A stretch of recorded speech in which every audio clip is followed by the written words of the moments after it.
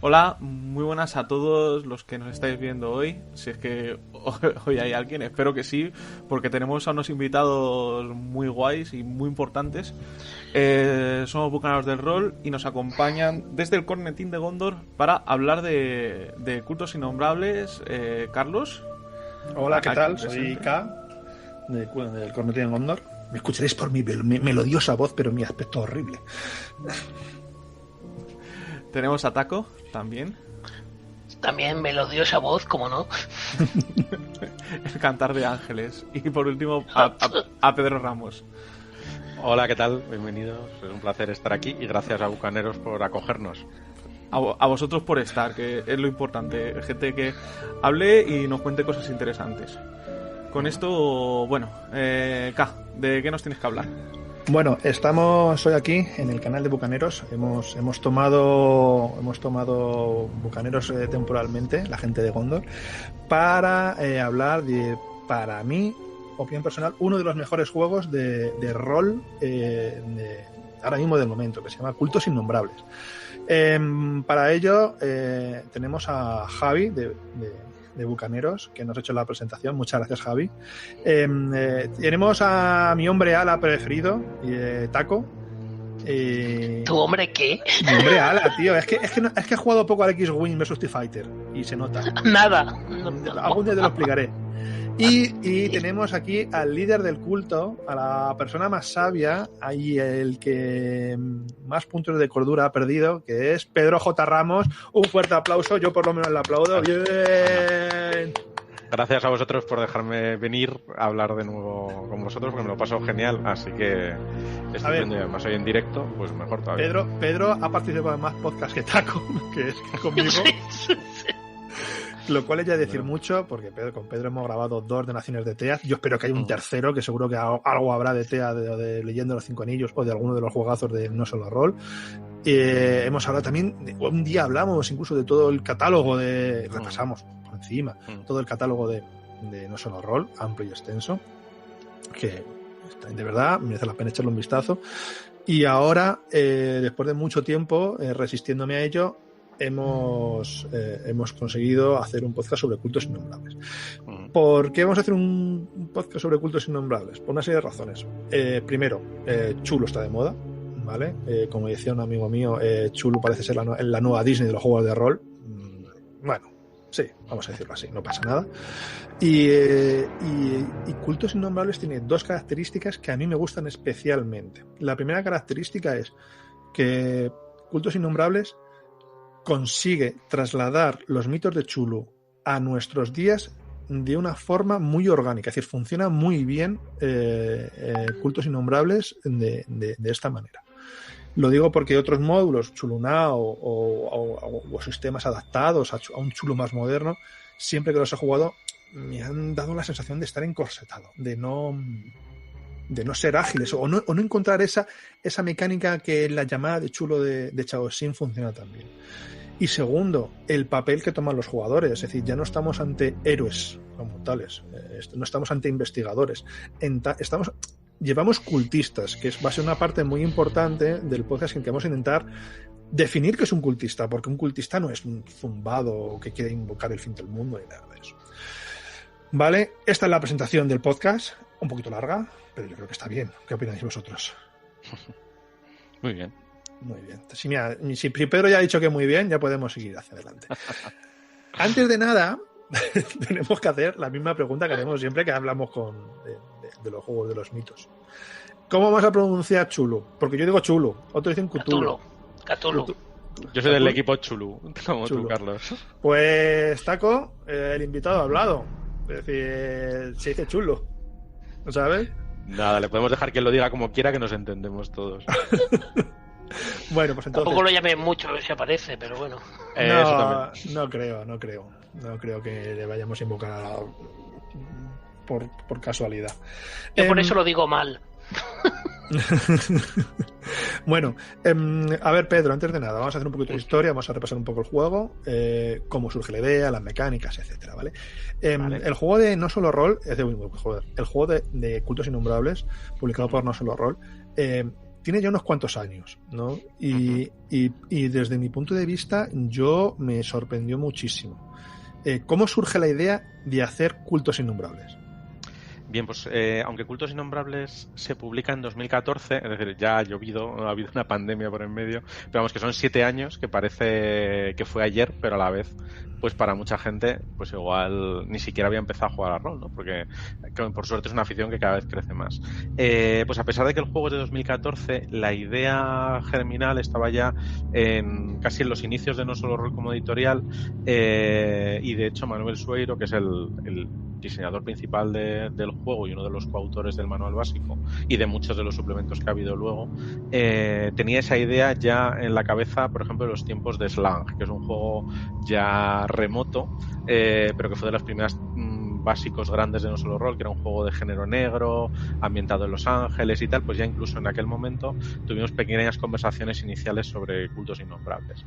Y la idea de fondo era, en definitiva, trasladar todo el imaginario de Lovecraft al presente, pero no solo por ambientarlo en otra época, sino también haciéndolo más actual, en el sentido de cómo concebimos la ficción y las historias hoy en día, ¿no? Con esos matices de gris, de los que seguro que hablamos más adelante, y quizás abandonando esa idea un poco cándida de personas bien intencionadas que lo hacen todo hasta perder la cordura por el bien mayor, ¿no? Y ahí es donde se enraiza Cultos Innombrables.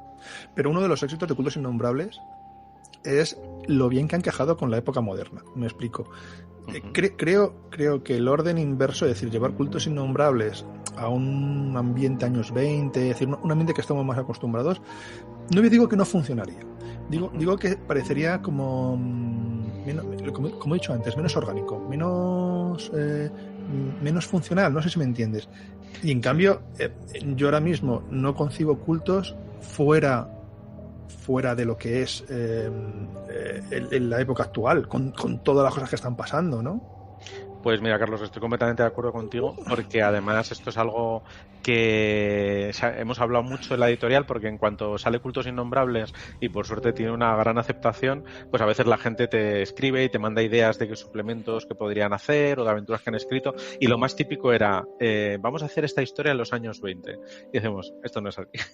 Decíamos, o sea, que se puede jugar, y claro, y el sistema, yo por ejemplo he hecho partidas ambientadas en lo que llamamos más canónico de Chul, usando el sistema Hitos, pero no ambientándola en lo que es el imaginario de Cultos Innombrables, porque como tú bien dices, Cultos Innombrables se entiende en la actualidad, y de hecho pues la situación que estamos viviendo ahora en algún momento va a tener un eco en el manual, porque es inevitable, ¿no? En la ambientación, en el mundo del juego, porque no podemos seguir pensando solo en historias en las que nadie lleva mascarilla porque no había una pandemia, ¿no? En una ambientación de este estilo. Entonces en algún momento ese puente va a haber que cruzarlo, y se entiende en la actualidad tanto por temática, las aventuras intentamos que reflejen eso, y también las motivaciones de los personajes y el cómo se entienden, ¿no? Todavía está por ver si Cultos evoluciona bien, si tiene un buen envejecer, como ocurre, pues por ejemplo, hace poco estaba releyendo Los Invisibles de Grant Morrison, que es un clásico de los 80 y que tú lo lees ahora y todavía está vigente, ¿no? Pues aún está por ver si Cultos tiene ese poder,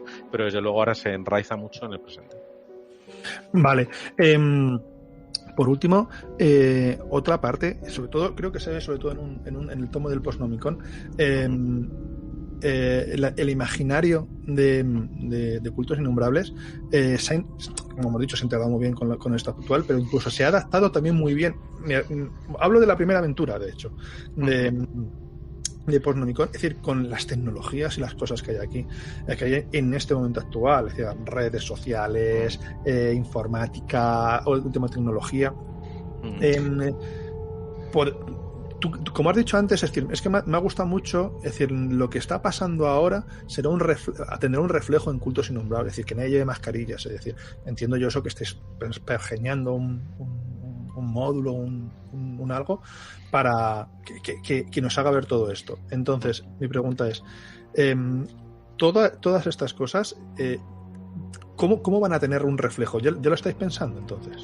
Pues sé que Manuel le está dando vueltas a ello, porque además se lo escuché de su boca hablando de futuros suplementos y de tal, pues cuando estábamos todavía en el confinamiento o justo después del confinamiento, decía, si es que pues esto va a haber que abordarlo en algún momento, y es cierto, pero todavía no hay nada así que os pueda transmitir, pero sí que lo que dices de la tecnología es otro de los símbolos de Cultos, ¿no? Cultos no es un juego tecnológico porque sí, sino que es que la época actual es tecnológica. Entonces decíamos, ¿por qué hay que hacer la enésima subasta en la que la gente va allí y tal y van vestidos de traje y corbata? Esto es una puja en eBay, puedes ir a un sitio de trasteros y llevarte un montón de roña en el cual hay un tomo ocultista que nadie se ha percatado, ¿no? Pues todas esas cosas que son casi de telerrealidad, pues tendrían su lugar, ¿no? ¿Por qué no puede haber un streamer famoso que recurre al poder de los mitos para tener más seguidores o usa sus seguidores para canalizar su poder, ¿no?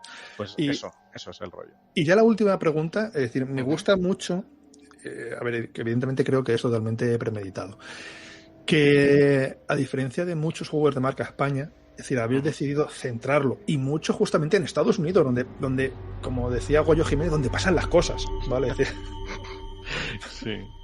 Y aquí, es decir, en módulos, ampliaciones, aventuras, todo lo estáis centrando en Estados Unidos.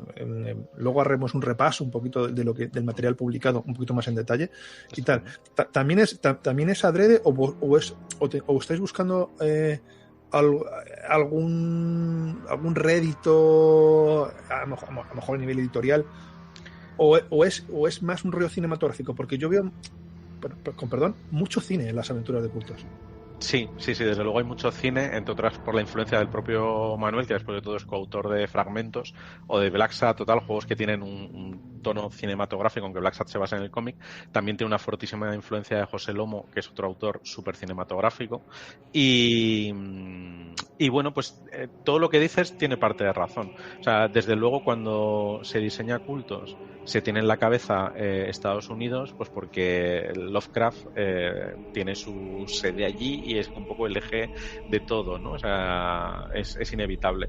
Con todo, es verdad que tarde o temprano vamos a ver otras partes del mundo. De hecho, pues en algún suplemento algo se toca. Ahí tenemos muy cerca Reino Unido, que también con su Brexit nos crea una situación interesante. Y en suplementos en desarrollo veremos otras partes que no tienen nada que ver con Estados Unidos. Pues porque también entendemos que los cultos son algo global, ¿no? Pero desde luego siempre hay un anclaje fuerte en lo estadounidense. Eso también ha supuesto una oportunidad que inicialmente no es que la descartásemos, pero sí que en Cultos no se escribió específicamente con eso en mente, que es la internacionalización, ¿no? De hecho, Cultos está publicado en alemán ya, que es una cosa bastante graciosa, porque el Cultos Innombrables, ya sabéis, los que habéis jugado otros juegos de Lovecraft, un Speckon Kulten, o como se diga en alemán. Entonces, al final ha salido publicado en esa propia lengua, ¿no? Que es curioso, y esperamos verlo traducido a otros idiomas que a no mucho tardar, ¿no? Que es lo que podemos decir. Y eso, claro, ayuda que esté ambientado en un referente que es muy habitual para todo el mundo, por el cine que consumimos, la ficción que consumimos, etcétera. Es que es lo que te iba a decir, ¿no? Que quizás como referente es más fácil que todo el mundo se vaya hacia allí, que es verdad que sería mucho más bonito quizás un Cultos Innombrable, digamos, Spanish Edition, pero claro, es más difícil trasladarlo o que todo el mundo entienda las referencias. Claro, desde luego, lo bueno es que, y de esto supongo que igual hablamos luego, la ambientación no está tan incrustada como sucede en otros juegos, de forma que tú puedes desarrollarla por donde quieras. Por ejemplo, aquí en Zaragoza, en la asociación en la que juego yo, que es Tercios de Flandes, pues están jugando en una aventura de cultos ambientada en el Palmar, ¿no? Aquí de tono más religioso, moviéndose por Europa y demás, pues cogen todo el imaginario de cultos y lo concretan en Europa, distanciándose del manual básico. Y está súper bien, porque funciona igual. Que yo, que soy el máster que peor se sabe las reglas, siempre recurre a algún jugador. De hecho, una de mis recomendaciones es tener en la mesa a un jugador que sepa mejor las reglas que el máster. Y siempre hay uno. Siempre hay uno, pero no, insisto que es bueno. Entonces, esa función se la dejo a Taco. ¿Vale? Entonces yo cuando tenemos que hablar de reglas, de libros de juegos de rol, Yo me encargo de lo que me gusta, que es el trasfondo, la historia, etcétera, etcétera, etcétera. Y Taco es una de las personas que desgrana las reglas y me las analiza. Entonces, Taco se ha estudiado bien las reglas y ahora te va a hacer algunas preguntas de las reglas, de por qué Cultos tiene estas reglas, cómo funcionan estas reglas. Vale. Bueno, primero voy a explicar un poco y contigo, Pedro, que tú me vas a ir confirmando lo que creo yo. Y por favor, corrígeme que busca Cultos cuando se escribe o cuando se escribís las reglas. O usáis lo que llamáis el sistema hitos, que hasta donde yo sé es sistema propio de No Solo Roll, si no me equivoco. Sí. Que yo lo llamo, y ahora por favor tírate al cuello si quieres, una evolución de Fate. Ajá. Bueno, tiene una herencia de Fate reconocidísima y de otras cosas que luego os contaré, que os gustará la batallita, espero. Pues sí, por favor. No, de hecho, cuéntala ya, por favor. Vale, pues hace ya unos cuantos añitos, Manuel, nuestro amigo Ignacio López Echeverría y yo hicimos un sistema básico que era el No Solo de 20, basado en el de 20 que se hizo popular en la época del D&D 3.0 y 3.5, ¿no? Entonces, cuando ya se estaba diseñando algunos juegos que luego se publicarían con hitos, como la Mirada del Centinela, nosotros empezamos trabajando con ese sistema. Y un día estábamos Manu y yo hablando y dice, oye, se me ha ocurrido una cosa para simplificar esto de las características y reducirlas así, y se me ha ocurrido esta otra cosa y nos ponemos a hablar y total, que nos cargamos las características y dejamos las tiradas de salvación, que eran fortaleza, reflejos, voluntad. Y dijimos, hombre, vamos a añadir intelecto. Y esas son las 4 características de hitos. Es decir, nació como una simplificación cada vez más alejada del No Solo de 20, a la que le añadimos los aspectos de Fate. Y entonces llegó un momento en que ya ni usaba dados de 20, ni había puntos de niveles ni de nada, y se convirtió en lo que era el sistema hitos. Fue una evolución a partir de lo que nos iba gustando a nosotros en mesa, porque el No Solo de 20 se nos empezaba a hacer farragoso en cuanto a peso de las reglas, y entonces fue un proceso progresivo de simplificación, alejándose del todo de la original, ¿no? Pero de hecho tenemos borradores de juegos como la Mirada del Centinela con el No Solo de 20 detrás. Bueno, solamente también fue yo lo conocí también en su época, también me gustó. Claro, lo gracioso de este tema, y esto ahora es opinión personal totalmente, nadie la tiene que compartir. Yo me gusta mucho Fate, de hecho hace poco escribimos en el Cornetín sobre él, pero sí que reconozco que Fate tiene un problema, que es la abstracción. Ajá. Y no sé, si no estás de acuerdo, por favor. Claro, Fate al final te pide una de dos, o gente muy hábil a la hora de improvisar, aunque no conozca los juegos de rol para nada, o te pide un nivel de abstracción si vienes, a lo mejor, como es mi caso, de guardia antigua, que no tienen los otros juegos. Y la gracia para mí que tiene hitos es que es el punto medio. O sea, te da todo lo bueno que tiene Fate de, digamos, aspectos, que en este caso son hitos, todo lo que es definirte por expresiones, para que tú te puedas sentir más a gusto con el personaje, pero también te da unos números que Fate no te da, que desde mi punto de vista te hacen aterrizar. No sé si era la intención o es una simple percepción mía. Pues mira, Taco, eso que dices es muy interesante a mi juicio, porque además no eres el único que tiene esa percepción. Y sí que te voy a admitir que no fue una intención de diseño como tal, sino el sistema hitos, como otros muchos que hemos hecho internamente, nacen de lo que nos gusta jugar a nosotros, porque por suerte es algo que todavía podemos hacer. Hay otras cosas, sobre todo, oye, pues si tenemos pues un autor, pues eso, Ricard Ibáñez entiende la aquelarre de una forma, para eso lo ha inventado, pues adelante. Pero cuando hacemos nosotros internamente un juego, hacemos el juego tal cual, con las reglas que más nos molan a nosotros en ese momento y cómo las entendemos y qué debe reflejar, ¿no? Y el caso es que a mí me pasaba un poco como lo que tú dices de Fate. A mí me gusta, lo disfruto muchísimo, pero es verdad que hay veces que según requiere un rodaje de varias sesiones de juego. A Séptimo Mar también le pasa, y hay veces que es complicado, ¿no? Y que incluso, pues como tú dices, gente que igual está muy acostumbrada a otros juegos, digamos, más claros, la abstracción de Fate se les hace más complicada. Y John, rodando hitos en jornadas con cultos y con otros juegos, sí que vimos que era un poco ese eslabón perdido, ese punto medio, como dices, entre acostumbrarte a tener tus características, tus habilidades, tus cosas, pero a la vez los aspectos como una mecánica que en el fondo pues funcionan pues al estilo de Fate, ¿no? Con sus forzados, sus invocaciones, aunque se llamen de otra forma, pero sí. Entonces esa percepción que tú tienes la he escuchado más veces y entiendo de dónde surge, ¿no? De hecho, yo creo que en parte la aceptación del juego viene de ahí, ¿no? También. No, yo creo que también os habéis de marcar, quiero decir, al final muchas cosas en rol están inventadas, tampoco vamos a decir que no, pero sí que es lo que dices tú y me gusta eso del eslabón perdido, porque sí que Fate tiene eso, aunque a mí me guste mucho, que es tiende a la adaptación, y aquí te coges un poco al decir, mira, en caso de no, tienes los números. En este caso, para quien no conozca el sistema, y lo digo de memoria, o sea que corrígeme si me equivoco, se tiran 3 dados, ¿de acuerdo? Que marcan 3 números, uno es el menor, uno es el mayor y otro es el que llamáis el intermedio, y según en qué momento podéis escoger unos u otros, normalmente es el intermedio, y a eso le podéis ir añadiendo las habilidades o en las características que tengáis si procede. Eso es una tirada de 3 dados de 10, te quedas normalmente el lado central y le sumas la característica de habilidad, es la tirada estándar, ¿no? Que en el fondo es muy parecida a otros juegos de rol, ¿no? De tener en cuenta esos dos rasgos, características y habilidades que son muy típicos también y ya está.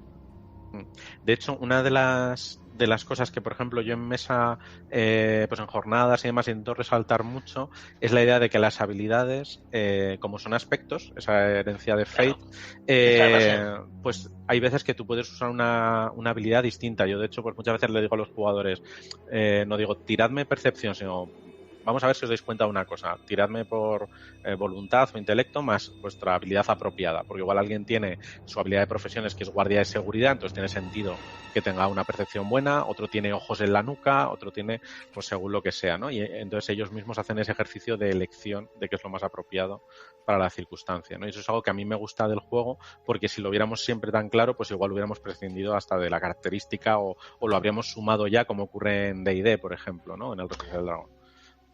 No, pero tenéis las dos cosas. Para aquellos que no se hayan leído el sistema hitos, tenéis el número, que todo el mundo sabe jugar con el número, y tenéis lo que dices tú. A lo mejor interpretar la frase guardia de seguridad te da un margen de, ostras, a lo mejor tengo más posibilidades de perseguir a alguien, porque es algo que haría con digamos, con esa definición. Sí, y de hecho, pues igual que hablábamos de ese eslabón perdido que sirve para la gente que viene igual de juegos más convencionales, algo que me he encontrado también, porque por suerte he tenido muchas ocasiones de hacer partidas de iniciación a gente a los juegos de rol y muchas veces usamos juegos como cultos o juegos con el sistema hitos, es que la idea de los aspectos funciona muy bien con gente que está empezando, porque es muy sencillo decir, oye, tú tienes un aspecto que es pirata, pues tú ya sabes lo que hace un pirata normalmente, no necesitas que te describa 15 habilidades diciéndotelo, y lo que no, pues supóntelo o pregúntame y ya lo veremos, ¿no? Y a mí me ha funcionado muy bien y de hecho es un sistema de juego que, claro, quitando pues que como soy parte del equipo de diseño, pues en eso pues seguramente objetivo no soy, pero me resulta muy cómodo y de hecho pues por ejemplo ahora partidas de ambientaciones diversas las hago con hitos habitualmente porque me resulta muy fácil rodarlo en mesa. Yo hasta que no lo probé no me lo creía, también te lo digo. Quiero decir que aquí parece que ahora soy el defensor de o hitos o Fate, y hasta que no lo probé, y sobre todo me pasó como tú, hasta que no probé con gente nueva, que de hecho ni siquiera les expliqué que era un juego de rol, hice un poco el sistema de, oye, eres esto, y vi, claro, las posibilidades del imaginario colectivo. Volvíamos a lo que decíamos antes de tener un imaginario de pirata, es esto, policía es esto. Entonces te quita mucha cosa que a lo mejor numéricamente no encuentras. Y a mí me gusta mucho, la verdad. Ese aspecto, creo, no sé cuántos costó, pero me gustó mucho en su momento y aún ahora, vamos, el sistema. pues me alegro de que así sea. Sí que, bueno, pues al final lo que fue el germen del sistema nos llevó relativamente poco tiempo, luego un proceso de refinamiento, ¿no? Por ejemplo, hubo un momento en las primeras pruebas de juego donde hacíamos partidas en distintas ambientaciones y yo, por ejemplo, llevaba a la mesa la premisa de la ambientación en un folio, vamos, una carilla de folio, y ahí ya había aspectos implícitos de la ambientación. Eso es algo que nos gustó mucho al principio, pero luego lo acabamos eliminando, pero sí que, por ejemplo, en la mirada del centinela se tradujo a que los barrios de la ciudad donde transcurren las aventuras tienen aspectos de barrio, ¿no? De este es un barrio de clase alta, este es un barrio peligroso por la noche, o cosas así. O sea, que ha habido de distintos refinamientos y, bueno, es algo un poco secreto a voces, pero estamos trabajando en una reiteración del sistema. Ese no lo sabía yo. Estamos trabajando en un ITOS 2.0, podríamos decir, que todavía no puedo decir nada porque si no los responsables de las redes me vienen a buscar y no me dejan salir más, pero sí que podemos decir que igual que os he contado antes que con el No Solo de 20 hacíamos un salto cada vez en el que ya no se parecía en nada. Aquí hemos estado a punto de hacerlo, pero de un nivel de esto ya no se puede llamar hitos si es así, y entonces hemos vuelto algunos pasos atrás con la idea de que sea algo totalmente compatible o que sea un cambio menor, ¿no? Del estilo de todos los libros que ya tengas de hitos de ahora te seguirán funcionando en el hitos 2 con un pequeño ajuste. Lo que pasa es que algunas mecánicas van a cambiar y añaden alguna mecánica nueva que a mí particularmente me entusiasma porque me recuerda, aunque no sea igual, al estilo de John Wick con Séptimo Mar, ¿no? Algunas ideas que tiene en cuanto a tener algún minijuego dentro de las tiradas, es algo que tengo ganas de que la gente vea porque creo que va a gustar. ¿De tirar y guardar hablamos o de qué hablamos? No, la tirada va a seguir siendo tirada de 10 y centrar, pero algunos usos distintos de los puntos dramáticos que van a tener su gracia, yo creo. Vale, ya sé por dónde vas. Bueno, no lo sé porque no lo he leído, pero vamos, me imagino. Sí. Bueno, bien. Bueno, con esto, Taco, como ves, controla las reglas. Otra cosa es su gusto sobre los juegos orientales. No queréis abrir esa caja. No, de momento no. Mira, Pedro, como no voy a picar. Que, bueno, ya sabemos un poco en qué se basa el sistema de hitos. Bueno, el sistema de hitos es el sistema de cultos innombrables. Y bueno, tenemos una base para empezar a hablar ya un poco de conceptos que explora el juego. El primer concepto, y posiblemente la piedra de base de todo el mundo de cultos innombrables, es la diferencia entre sectarios y cultistas. Que de hecho hacéis mucho hincapié de ello en el libro básico. Es decir, es esencial que la gente entienda lo que es un cultista y lo que es un sectario, que son cosas totalmente diferentes, aunque se parezcan en el imaginario de la gente demasiado. Y de hecho para mí es el primer escollo para que la gente empiece a jugar este juego, porque te preguntan, oye Carlos, vamos a jugar Cultos Innombrables. ¿Qué es Cultos Innombrables? Pues bueno, es un chulo, lo traemos al mundo actual de forma súper buena, es decir, funciona bien, y en vez de llevar investigadores, llevas cultistas. Entonces, claro, ahí se produce una pausa de 5 segundos y dices, entonces, nuestro objetivo es invocar primigenios. Y digo, realmente no. Y aquí ya empieza la larga diatriba filosofal de que es un cultista y que es un sectario. Entonces, ¿qué es un cultista y qué es un sectario en Cultos Innombrables? Bueno, en el propio manual básico, la introducción, de hecho, es como en la página 8 o 9, hay un cuadro de texto precisamente, no es secta y sectario, ¿no? Pero este debate, ¿no? A ver, el juego se llama Cultos y habla de cultistas con esa intención de que es verdad que culto es un falso amigo del término cult inglés, pero lo usamos con ese sentido, ¿no? Tanto por el nombre del libro de mítico, ¿no? El Nameless Cults, que da lugar a llamarse cultos innombrables en castellano, pero sobre todo por separarnos de esa asociación que tenemos al término secta como estrictamente religioso, ¿no? De una veneración. O sea, todos pensamos en sectarios en juegos de los años 20 de Chulu y pensamos en gente con túnicas y haciendo ya y sacrificando a alguien, ¿no? Mientras que cultos, precisamente enraizándose en esa temática actual, sería un poco como explorar pues los matices de gris, ¿no? Eso es un término, ya lo he mencionado antes, pero que a mí cuando hablo de cultos me gusta mucho, ¿no? Porque no es yo estoy tarumba y entonces por eso decido adorar a un dios raro a ver qué me pasa para que devore el mundo, ¿no? ¿Quién va a querer eso? Sino que es explorar esos matices de tú qué harías por conseguir tus objetivos, y tus objetivos pueden ser tan presuntamente bondadosos como, oye, pues la persona a la que amo se está muriendo de una enfermedad terminal y si hago esto, pues igual no sucede, ¿no? O tengo una ambición desmedida y he trepado tanto en mi empresa que lo siguiente que quiero hacer es adivinar los acciones de bolsa para que mi empresa absorba otra y ir creciendo, ¿no? O quiero tocar música que nunca han oído los oídos humanos y quiero ser el mejor músico de mi generación, ¿no? Entonces explota todas esas cosas y en el fondo no es que te conviertas en alguien malo, sino que vas rebasando esa línea cada vez más, que muchas obras de ficción han explotado hasta que ya no sabes dónde está esa línea. La has dejado atrás hace mucho, ¿no? Y eso es algo que yo creo que hace el juego mucho más jugable, porque si fuéramos sectarios y no te planteas las cosas, ese juego es divertido un rato, ¿no? Cuando es verdaderamente interesante Cultos Innombrables para mí, porque para mí es un juego de personajes, es cuando te estás planteando pues acciones totalmente reprobables, pero que en la cabeza de tu personaje tienen todo el sentido, ¿no? Para defender a mi disfuncional familia, que es el culto, estoy dispuesto a enmarronar a esta persona inocente y que le carguen a él ese muerto porque mi familia tiene que pervivir y si sale a la luz nos van a separar y todo este tipo de cuestiones, ¿no? Entonces esos matices son los que hace interesante ser un cultista en el sentido de Cultos Innombrables. Sí. Además, perdona. No, tú.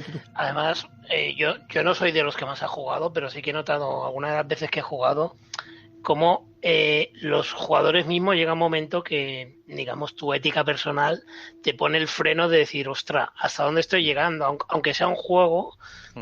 Y para mí también es interesante este de esto de, ostras, por mucho que estoy jugando y que estoy interpretando, esto no lo acepto.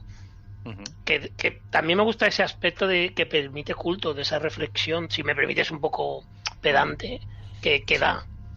Claro, y además el buscar incluso temas muy pegados a la actualidad, como puede ser, y explotarlos, ¿no? Yo, por ejemplo, una de las campañas primeras que hice una vez con el juego publicado aquí con el grupo del juego era pues un partido político que se presentaba a las elecciones locales en Detroit, ¿no? Y entonces los cultistas eran el equipo del futuro alcalde.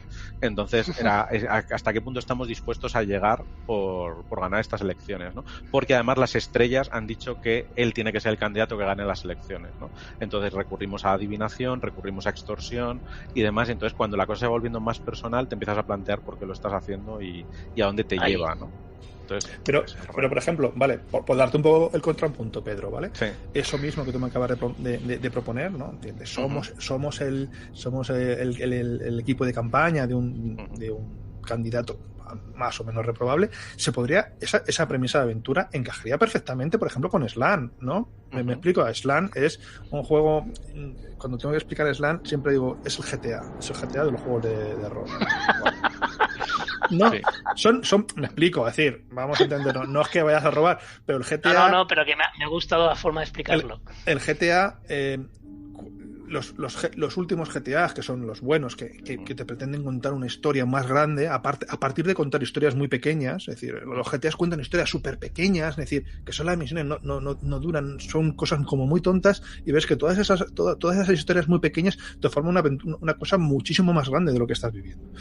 Se podría jugar. Aquí la única diferencia es volvemos que ambos juegan con la premisa de la ética y la moralidad, ¿no? Es decir, de hasta dónde estoy dispuesto, y la principal diferencia es que aquí juegas con unos poderes amorales, como diríamos, es decir, estoy dispuesto vamos a decirlo así, de forma muy básica, a entregar mi alma a un Dios primigenio porque esa persona que tiene la información sobre mi candidato desaparezca o calle o se marche o saber algo. Es decir, sería eso. Es decir, quiero decir que tenemos premisas muy parecidas, ¿vale? en muchos juegos, pero aquí en este caso le damos una vuelta de tuerca y le metemos una pátina de chulo o de mitos. Sí, de hecho, a mí cuando a veces intentas hacer una partida más desenfadada de, pues eso, somos unos tíos así disfuncionales y vamos aquí por los mitos a robar unos libros y no sé qué, se me agota muy rápido el interés, porque, y precisamente enlazando con lo que decía antes Taco del sistema de juego, para mí gran parte de lo que añade jugar a Culto respecto a otros juegos es que el personaje importa. Es decir, tu personaje tiene que verse marcado de alguna forma. Y luego, si queréis, podemos hablar de lo que es crearte un culto y demás, que también le da un matiz interesante. Pero yo las partidas más divertidas que he tenido en cultos es cuando los jugadores han hecho suyos los personajes y les han importado, ¿no? Y plantearse cosas como me corto la mano para conseguir mis objetivos, pues son cosas importantes a plantearte, ¿no? Y por qué, y qué quieres lograr, y incluso a veces darte cuenta que lo que querías conseguir en el fondo no es lo que necesitabas, ¿no? Y ese coste y cómo arreglas lo que has hecho. A ver, nos han hecho una pregunta, que lo estoy viendo aquí en el Twitch, y me parece pertinente porque se me va a olvidar, ¿vale? Preguntan que si que cómo ven mejor Cultos Innombrables, si para hacer one shot o para ver campañas. Voy a dejar que responda primero Pedro, luego si quiere Taco, y luego ya daré yo mi opinión. Vale, pues yo la verdad es que lo he disfrutado muchísimo más jugando campañas. Es más, por poneros un ejemplo, la última campaña que he llevado fue precisamente porque unas personas del club querían probar el juego, jugamos un one shot y el caso que os gustó, hicimos buen rollo, empezamos a jugar otro y al final lo enlazamos y convertimos todo eso en una campaña. Porque en cuanto te le coges ese apego a tu personaje, te va pidiendo saber a dónde le lleva. De hecho, hay mecánicas en el juego como la de generación que tienen que ver con esta idea de evolución. Entonces un one shot es un buen mordisquito del juego, pero creo que se disfruta en campaña y acompañando a tu personaje en ese descenso hasta dónde va a llegar.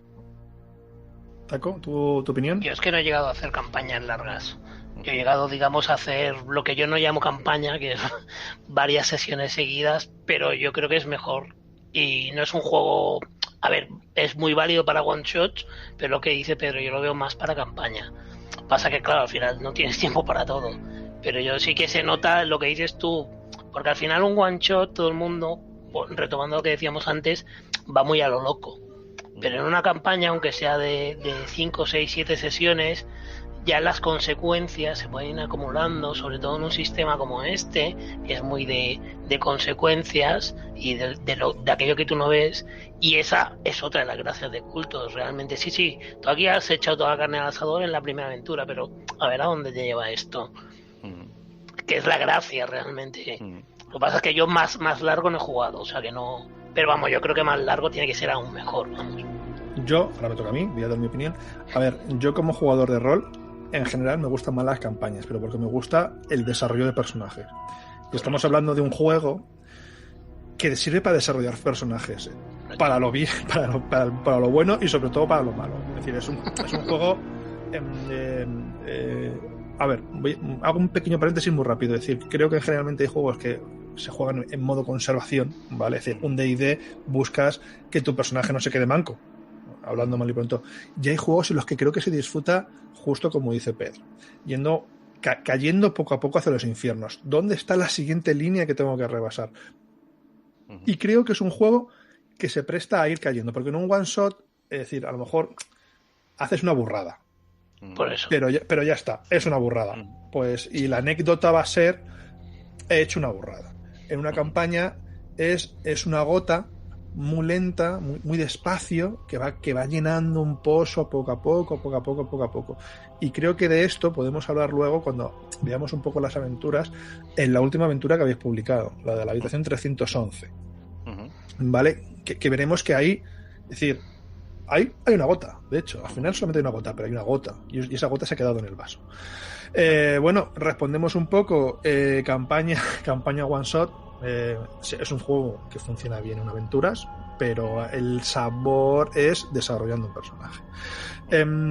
Bueno, volvemos a los cultistas. Entonces decimos que es un desarrollo de personaje. ¿Y cómo podemos entender realmente un cultista? ¿Como antihéroes o villanos? Pues de nuevo, explorando esta idea del matiz de gris, pues depende un poco lo que el grupo quiera hacer. Yo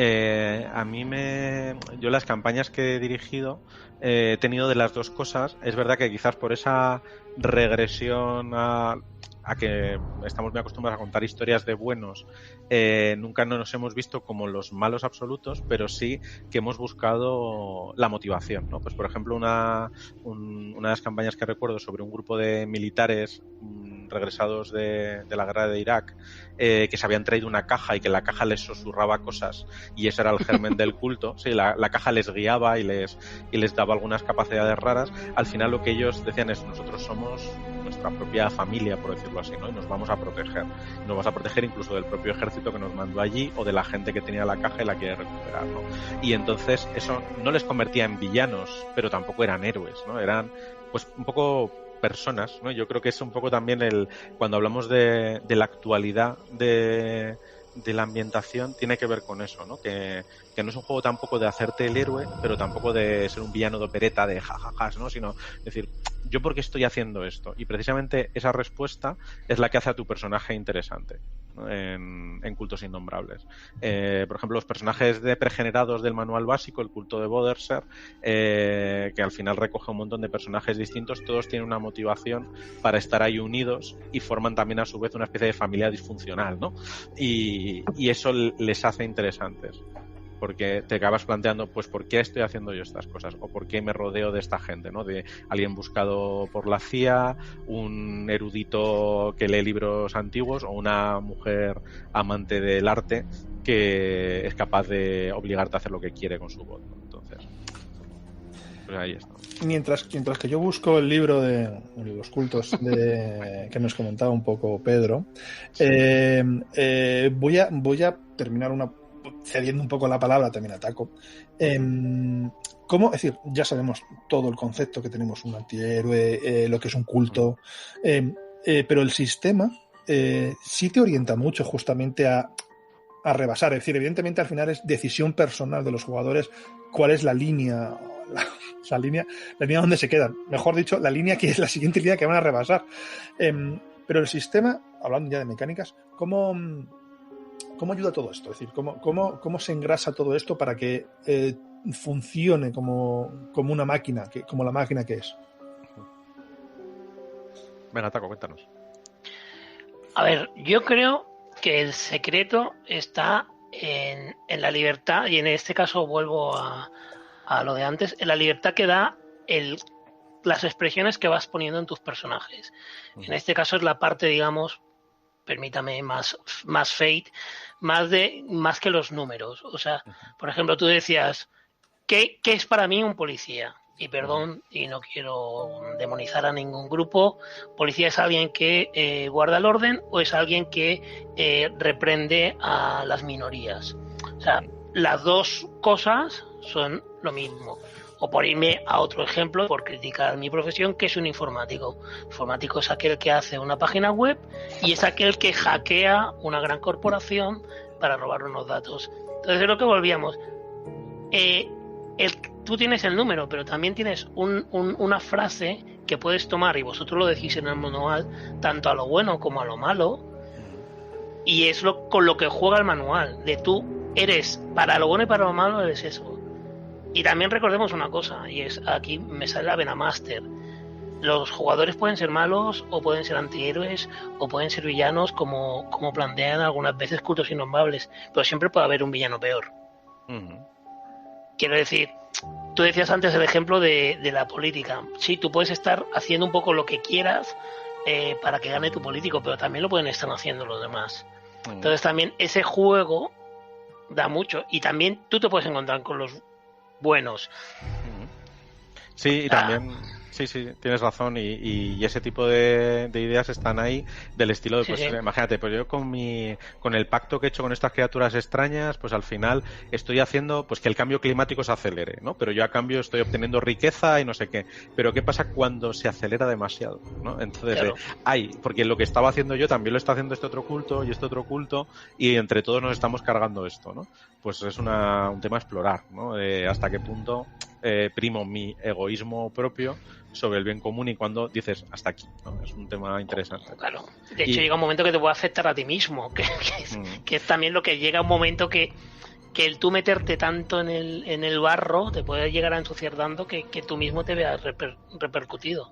Sí, y enlazando con eso y con lo que nos preguntaba Carlos, para mí, mecánicamente, la evolución de personajes es algo que me ayuda mucho en las campañas a definir la evolución y marcar el ritmo de cultos, ¿no? Porque, pues, sin entrar en los detalles del sistema, sí que tus aspectos, sobre todo los hitos, pueden ir cambiando, porque nos pasa en la vida, ¿no? Nosotros, el personaje se describe con 4 hitos, que son 4 hechos de su pasado que le han marcado especialmente, y conforme estás jugando, puede que algunos pierdan relevancia y aparezcan otros, ¿no? Pues igual fue un veterano de guerra y no sé qué, deja de ser importante cuando resulta que ha jurado proteger al hijo de su compañero, que es pues resulta que lo quiere otro culto para sacrificarlo, ¿no? Y entonces de repente ese hito cambia y te pasa a importar este otro. Y eso es lo que acaba marcando más una evolución de personaje que no que tu habilidad de combate suba 2 puntos o que la habilidad social suba otro.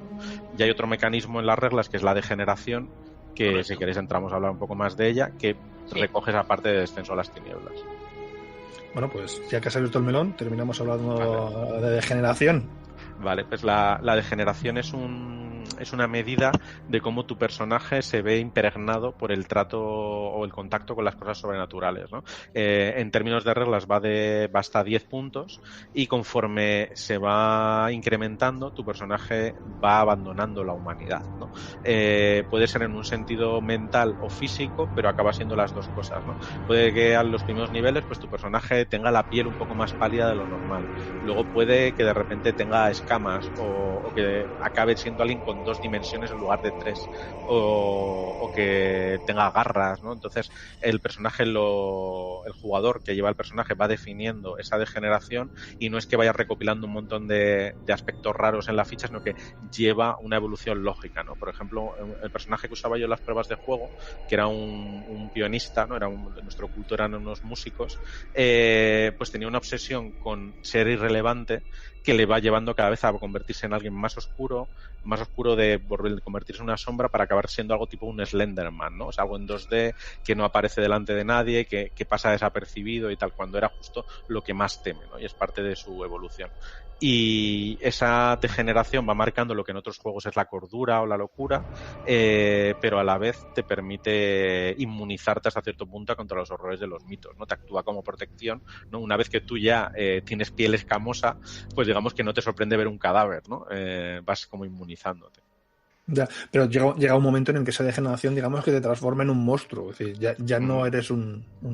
Es decir, hay que aclararlo. El objetivo Exacto. No es transformarse en un superhéroe, entre comillas. Exacto. Es decir, de hecho, en campaña la gente tiene mucho miedo a ganar degeneración. Digamos que 3 puntitos, 4 está en una zona de confort, llegar a un 5 ya la gente se estresa mucho con el miedo de ganar más, porque además, por supuesto, cuando más vas avanzando, primero, pues tu personaje ya no puede vivir en sociedad, y por otro lado, si alcanza la puntuación de 10, pues tu personaje ya deja de tener intereses humanos y deja de ser un personaje jugable, un poco como ocurre en otros juegos tipo Vampiro, pues, o similares, ¿no? Podríamos decir que pasa de cultista sectario. Sí, o incluso de cultista a criatura de los mitos, ¿no? Exacto, es lo que te iba a decir. Claro, es ya una cosa, pues igual te has convertido en un profundo y entonces te vas al mar y te importa una mierda seguir acumulando dinero porque para ti ya no tiene sentido, ¿no? Lo que quieres es buscar a Chulu y adorarle debajo. Entonces, es también una mecánica de juego que yo creo que tiene su gracia al reflejar una idea del juego y a la vez algo que es divertido en términos de reglas. Y aparte volvemos a lo que decíamos antes, que es trasladar algo que muchos podríamos conocer como la cordura, algo más incluso jugable, porque la cordura al final es algo muy mecánico y aquí es más, o sea, pues de repente se te está viendo las escamas y es algo mucho más jugable y que realmente se siente mejor que un simple, pues simplemente tira un dado menos o tira un dado más, que lo que decíamos de la jugabilidad y del sentirte con el personaje. Sí, efectivamente. Bueno, seguimos avanzando un poco en la escaleta, en la entrevista y todo eso. Y ahora vamos a empezar a ver un poco los libros, pero con cierto sentido. Es decir, yo como creador absoluto de las escaletas del Cornetín, he querido hablar un poco escalonadamente de las cosas que ofrece y cómo está estructurado un poquito Cultos. Y bueno, vamos a hablar de lo que es el trasfondo, un poco más el trasfondo, que aunque como como Pedro ha dicho, es decir, es un trasfondo abierto y todo el mundo lo conoce porque solo tienes que cogerte el mejor manual actual de cultos, escoges el periódico, ¿sabes? Y pensar si algo de lo que está pasando en este mundo lo puedes aplicar, le puedes poner, mira, pues mira, le pongo aquí un cultista, un sectario y a lo mejor funciona. Pero bueno, entonces, primero vamos a hablar un poco del trasfondo, de los cultos iniciales que tienen el libro. Vamos a centrarnos en uno que a mí me sorprendió mucho, que cuando sacaste el libro fuera el primero, de verdad, yo apostaba por otro, pero bueno, el libro lo tengo y es otra auténtica maravilla. Es decir, como es de momento todos los tomos que hay ahora mismo de esta saga, ¿vale? Y acabaremos esta sección de trasfondo un poco viendo cómo nos hacemos un culto entre nosotros tres, ¿vale? Sobre todo porque hemos estado hablando de personajes, hemos estado hablando de cultistas y un personaje muy importante que no se está nombrando es el propio culto, que tiene estructura de personaje, por decirlo de alguna manera, ¿vale? Es decir, también va evolucionando, va teniendo hitos. Así que vamos a hablar con la parte de trasfondo. Lo primero quería hacer un breve, que por eso lo he buscado, página 169 del libro básico. No sé por qué lo he mirado ahora, no porque me lo sepa, de los cultos iniciales, de los ejemplos de los cultos que proponen, ¿vale? En ellos hay multitud de cultos. Es decir, hay el que habla de los White, lo vamos a dejar al final, para nombrar al final, y así ya enganchamos. De hecho, tú ya has mencionado uno, ¿no? Es decir, los militantes de Van Weyden. De Van Weyden, ¿no? Sí. Los militantes de Van Weyden, que básicamente son los seguidores de un visionario, ¿no? Y que ese es el leitmotiv que hace que la gente se agrupa alrededor de este culto para conseguir más poder, ¿vale? Es decir, este sería un ejemplo de culto en ese estado, ¿no, Pedro? Es decir, no sé si me...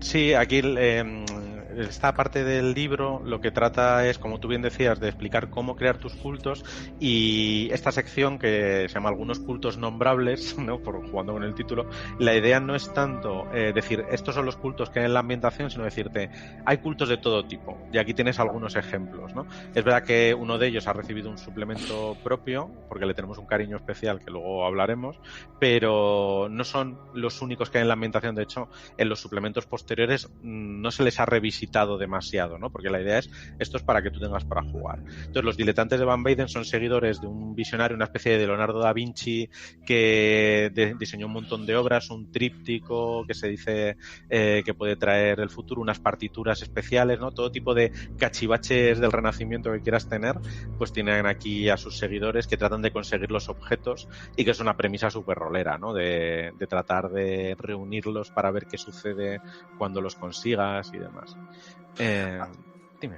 No. A ver, te quiero decir, a mí cuando los estaba leyendo me recordaba una película bastante mala, por cierto, pongo la tirita porque luego la gente dirá, no, estás equivocado, y bueno, sí, te puede que esté equivocado, pero bueno, que es El Gran Halcón, no sé si lo conocéis, de Bruce Willis, en el que hace un ladrón de guante blanco que tiene que recuperar unos cacharros de Leonardo da Vinci que puede transformar las cosas en oro. Y digo... Aquí mi referente personal cuando pienso y cuando meto a los diletantes de Van Weyden en las partidas es Milo Rambaldi de la serie Alias, que es la que hizo J.J. Abrams antes de hacer Perdidos, que es lo mismo, es un genio del Renacimiento que tiene cachivaches que valen para hacer todo tipo de cosas, ¿no? Y entonces la gente se obsesiona con conseguirlos por lo que les puede proporcionar y demás. Entonces es un culto muy socorrido para sacar esos artefactos antiguos, investigar en trasteros abandonados y este tipo de cosas. Mira, aquí dice de trastero, a lo mejor una aventura de eso, de puja de trasteros. Sí. Tenemos alguna cosa así que hemos jugado en partidas sueltas, que no sé si acabará viendo la luz, pero sí. Que el siguiente, que es curioso, este sí me llamó la atención, no es por el que apostaba yo, pero sí me atención. Y luego veré mi referencia, que además es de otro juego vuestro. Es la Casa del Hambriento, ¿no? Es decir, básicamente es un culto apocalíptico, por decirlo de alguna manera, sabe que el fin se acerca y lo que buscan un poco es la forma de salvarse y salvarnos, por decirlo de alguna manera. Y mola mucho porque pasamos de todo el glamour, por decirlo de alguna manera, ¿vale? Y de pronto nos vamos a comedores de caridad, a hospicios, a sitios de ayuda, es decir, a comer. Es decir, puede ser una capilla de barrio que estén ayudando, dando ropa y todo eso, que es donde buscan la gente, donde buscan a sus cultistas.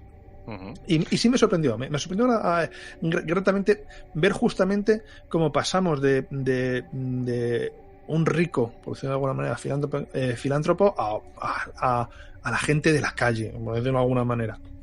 Sí, la Casa del Hambriento, además, otra cosa, claro, como cada culto, como has dicho, tiene su hoja de personaje, por decirlo así, su hoja de culto refleja algo totalmente distinto, ¿no? Mientras que los diletantes de Van Weyden, digamos, tienen muchísimo dinero, recursos, influencia, la Casa del Hambriento lo que tiene es tamaño. Hay un montón de sin techo que están siendo alimentados a través de estas casas del hambriento, que son sitios solidarios, donde a veces te sueltan algún sermón, etcétera, y algunos de ellos forman parte del culto, ¿no? Y esto, por ejemplo, yo en campañas como la de las elecciones de Detroit que os decía, era una herramienta súper inquietante, ¿no? Porque pues no podías salir a la calle sin sentir que la Casa del Hambriento te estaba vigilando, ¿no? Porque Detroit ya sabéis que además que es una ciudad con un problema tremendo desde que entra en bancarrota, etcétera. Entonces eran unos rivales en la sombra de los cultistas porque no se sabía muy bien qué estaban buscando allí, ¿no? Entonces explora esa idea de que cualquier persona en la calle te puede estar vigilando y esa lealtad a la figura del pastor, que es como el que propone este juicio final que está próximo y demás. Yo en este rollo te tengo que decir, tú decías Detroit, pero por mi afición a The Wire, siempre me lo imaginaba en las calles de Baltimore, personalmente, Sí, en las casas bajas, totalmente. ¿sabes? No sé. De hecho, te admito que cuando diseñamos la partida de Detroit, hablando con los jugadores, les propuse hacerla o en Detroit, o en Nueva Orleans, o en Baltimore, porque eran las tres ciudades que estaban ahí como más. Yo personalmente no hubiera dado a elegir. De hecho, una de las partidas, haciendo un paréntesis en cultos, una de las partidas de Slan es bueno, me extiendo un poquito, cuando en la serie se quedan sin materia que vender en las calles, es decir, pues una de las partidas que me inventé es de que unos chicos de Baltimore, al cargo de los jefazos de la mafia de allí, se tienen que ir a Los Ángeles a conseguir materia y de pronto se encuentran con un viejo conocido llamado Omar Little. Y claro, los chicos de Nueva Orleans, que son los personajes, no conocen a Omar, y ahí, a partir de ahí se arma la gorda. Vale. Y tal. Quiero seguir, que este es el que me gusta a mí. Y lo tengo que buscar y leerlo, porque el nombre es larguito, Pedro, ¿vale? Sí. Que es mi problema con los nombres difíciles, ¿vale? Yo solo voy a decir que como parte de mi sueldo en cornetines que pueda nombrar a Terry Pratchett de vez en cuando, todo esto de los mendigos siempre ha sido muy Terry Pratchett, aunque en este tema no pegue para nada. Vale. Taco conoce mi dificultad para ciertos nombres, así que voy a leer intentando hacer lo mejor posible, ¿vale? El grupo pluridisciplinar de la Universidad de Nueva York, que parece muy fácil. Yo contigo. A ver, me gusta porque para mí es el grupo accidental. Me explico. Tú imagínate que estás en una universidad de Nueva York estudiando lo que quieras, cualquier carrera de humanidades, de ciencias o de letras, y de pronto te encuentras un libro forrado con algo que parece piel de cabra, ¿vale? Y a partir de ahí te formas porque ese libro te cuenta cosas que jamás habías visto, y tu única obsesión es buscar más información de eso. Es decir, creo que no hay nada más rolero que justamente de, madre mía, me estoy obsesionando con él y necesito tener más información para ello. A mí, yo personalmente pensé que si tuviéramos que hablar de un culto de manera oficial, sería el grupo pluridisciplinar de la Universidad de Nueva York. Claro, pues fíjate, este es un poco el culto que, digamos, esperas. Bueno, el siguiente es el culto que te esperas cuando piensas en un culto, pero el de este es el grupo de investigadores, digamos, un poco corrompidos, ¿no? En este sentido. Entonces, quizás era demasiado obvio. Tenía que estar, ¿no? Viniendo donde venimos y como después de la Universidad de Miskatonic y no sé qué, cómo no va a haber alguien de universidad, ¿no? Pero muestra, como tú bien dices, eso, el cómo empiezas con algo y acabas pues enganchado en este caso al conocimiento sin proponértelo. Entonces sí que no fue una opción que tuviéramos sobre la mesa muy rápido porque nos parece que es como una opción muy clara, ¿no? Y que la gente solamente ya sabe tirar fácilmente hacia dónde ir. Si hablamos de una opción muy clara, evidentemente nos vamos a ir en el siguiente culto, nos vamos justo a la parte contraria. Es decir, aquí sí que rozamos muy cerca el sectarismo supremo, ¿no? Porque es que incluso el nombre lo narra, ¿no? Que es la Orden Esotérica de Dagón. Uh-huh. Y creo, a ver, personal, es decir, yo lo explico, pero porque si hay alguien que no sea capaz ni de imaginar de lo que va. Esto va de tíos que adoran a seres marinos y quieren hablar que venga el gran chulo. Punto. Eso es. Esos son los sectarios estándar, ¿no? Que pensaríamos. Y entonces, pues también tienen que estar, ¿no? Porque, es decir, lo que tratábamos de reflejar con estos cultos de ejemplo es que los cultos son montones, son muy diversos. Y de hecho, pues luego los suplementos han salido otros cultos distintos que no se parecen en nada en cuanto a estilo, objetivos y lo que buscan, ¿no? Y es algo que me parece divertido. Y a ver los ejemplos que os he puesto de las partidas que nosotros hemos jugado. Pues una banda de música, unos militares, un equipo de campaña o el grupo de Boderser, que son un grupo más excéntrico y más variado, ¿no? Pues eso es parte de lo que refleja cultos, que puedes hacer el culto de lo que tú quieras. ¿No? El siguiente también es muy típico tópico, y de hecho creo que sería lo que más encajaría en el imaginario de Lovecraft dentro de lo que sería el cultista y no el sectario, ¿no? Que es la Sociedad Arcana de Ulthar, ¿vale? Sí. Porque a ver, los mitos de Lovecraft, es decir, evidentemente están plagados de horrores cósmicos, pero hay una parte que es la parte de los soñadores que quizá, no voy a decir que sea menos conocida, pero es menos visual, es menos conocida.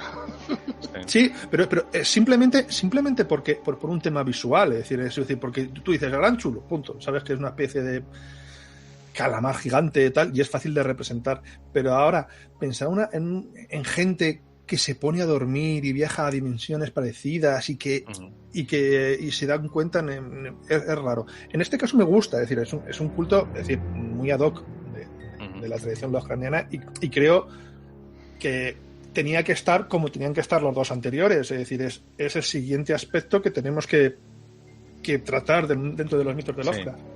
Sí, las Tierras del Sueño es un clásico, ¿no? Dentro de la obra de Lovecraft, y aquí por la Sociedad Arcana de Ulthar es un culto que investiga eso y que tiene interés en conocer la Tierra de los Sueños. La Tierra de los Sueños, respecto a otros juegos relacionados con los mitos de Cthulhu, yo creo que aquí se le da bastante peso. Al menos yo en mis partidas suele acabar teniéndolo de una forma u otra. Es un buen sitio al que buscar información, es un buen sitio donde encontrar respuestas. Lo que pasa es que muchas veces no sabes cómo hacerlo. Y de hecho, pues en mis partidas, por ejemplo, la Sociedad Arcana suele ser ese culto al que recurres cuando necesitas información si sabes dónde encontrarlos, ¿no? Y luego, pues hablando un poco de reglas, pues las Tierras del Sueño, una de las cosas que tienen, claro, es que cuando viajas allí, como es un sueño, cuando te despiertas igual no lo recuerdas. Entonces, aprovecho y os cuento un truquito que a mí me gusta usar y que malrolla mucho a los jugadores, que es que después de estar intentando conseguir entrar a la Tierra de los Sueños durante igual varias sesiones, cuando por fin lo consiguen, le dice, bueno, y ahora vamos a hacer una tirada a ver si os acordáis de lo que vais a vivir aquí, porque si no, no lo jugamos directamente.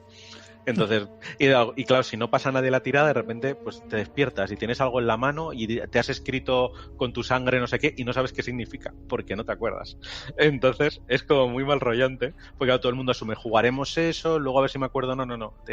Le pido la tirada antes de jugar nada de eso. Entonces, es como muy, muy inquietante. Sí. Bueno, aparte, acabamos de dar una pequeña pincelada de clases roleras de máster. Que insisto que para mí creo que Pedro es una de las personas a las que quiero jugar una partida, es decir, de verdad, quiero sentarme en una mesa y qué tal. Tú, Taco, no, tú hasta que no aprendas los caminos del Bushido como Dios manda. Vale, te sabes otros.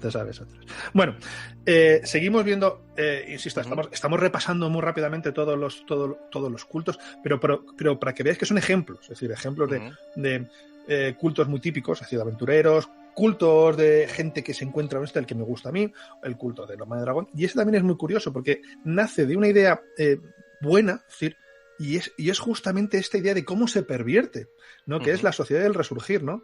Es decir, sí. La sociedad del resurgir es una sociedad que quiere salvar la Tierra.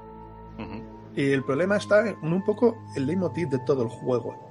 ¿Qué límites estamos dispuestos a pasar por salvar la Tierra en este caso? Claro, en este caso la sociedad está llegando en unos momentos en el que dices, quizá no sea tan bueno todo lo que estamos haciendo. Sí, Sí, la sociedad del resurgir se basa en una idea sencilla, que es que en el 2016 el sistema solar colapsó por las entidades estas de los mitos de Tulu, los primigenios, etcétera. Y los miembros de la sociedad del resurgir son gente que cuando su universo fue destruido viajó atrás en el tiempo a 2001 y trata de evitarlo. Entonces se ha intentado infiltrar en la sociedad de 2001 y desde entonces han ido creciendo hasta el presente, ¿no? A mí es un culto de los que me fascina para meter en partida, porque puedes hacer cosas de temas que a mí me gustan mucho, como puede ser el espionaje y la paranoia, porque unas cosas que hace este culto para mantenerse aislado pues son las células independientes que no saben lo que hacen las unas de las otras, incluso todo el imaginario de los viajes en el tiempo, ¿no? Por ejemplo, una de las campañas que dirigí había el mismo personaje en varios momentos y varias edades, porque había viajado varias veces. Una viajó a 2001, otra viajó a 2013, otra viajó a 2020, y claro, son distintas versiones de la misma persona boicoteándose una a la otra porque no saben que están ahí. Solo piensan que son otros enemigos que están intentando torcer el tiempo, ¿no? Entonces era una idea chula para explotar, y este culto te da ese pie, ¿no? A las locuras de los viajes en el tiempo. El siguiente, es decir, me parece un poquito que lo inventan es un poco en plan de broma, que es los Guardianes de Nebu. Porque esto lo podía haber inventado perfectamente Terry Pratchett y le creeríamos, ¿vale? Es decir, es una sociedad que quiere irse a Mercurio a hacer eclosionar el huevo de Mercurio. Es decir, que Mercurio es un huevo cósmico y quieren hacerlos eclosionar. Personalmente, es decir, y lo digo de verdad, no tengo ninguna referencia de nada en lo que pueda estar basado. ¿Esto de dónde sale? Bueno, pues aquí sí que te reconozco, me lo inventaría, porque el culto vamos, yo no he participado en absoluto en ello, ni los he metido habitualmente en partidas, pero en el fondo pues responden a esta idea de un culto que ha ido evolucionando con el tiempo. Empieza que sin el califato de Córdoba y esa mitología así más antigua, y se acaba reinventando como un culto que quiere avanzar la investigación aeroespacial, ¿no? Para explorar esta idea también de algunas obras de ciencia ficción de los mitos en el espacio, ¿no? Pues hay muchas películas de estas de nave espacial en la que contactas con algo que no es un alienígena, pero claramente es algo de otro mundo y tal, pues trata de servir un poco a esos fines. El Circo de los Magníficos. Esto es un ejemplo un poco de ¿cómo explicarlo? Cuando tienes la necesidad de no crear un sitio donde se reúne el culto, es decir, habéis dado un ejemplo de un circo, evidentemente, que será, no sé si llamarlo un circo de los horrores o un circo de lo fantástico, depende un poco de cómo lo queramos también enfocar, ¿no? Es decir, porque el leitmotiv de este culto justamente es su itinerancia y un culto al líder, por decirlo de alguna manera.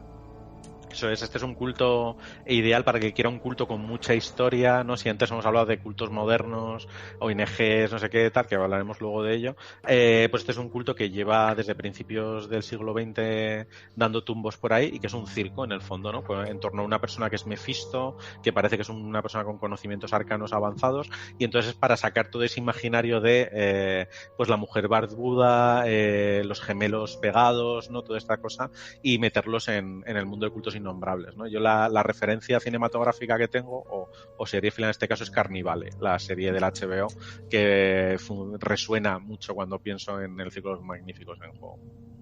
El siguiente me da la sensación de que también es un poco parecido a un culto que hemos hablado antes, ¿no? Es que Salvemos la Tierra. Lo que pasa que aquí el resumen que puedo hacer de ello sería como una especie de ecoterroristas, sí.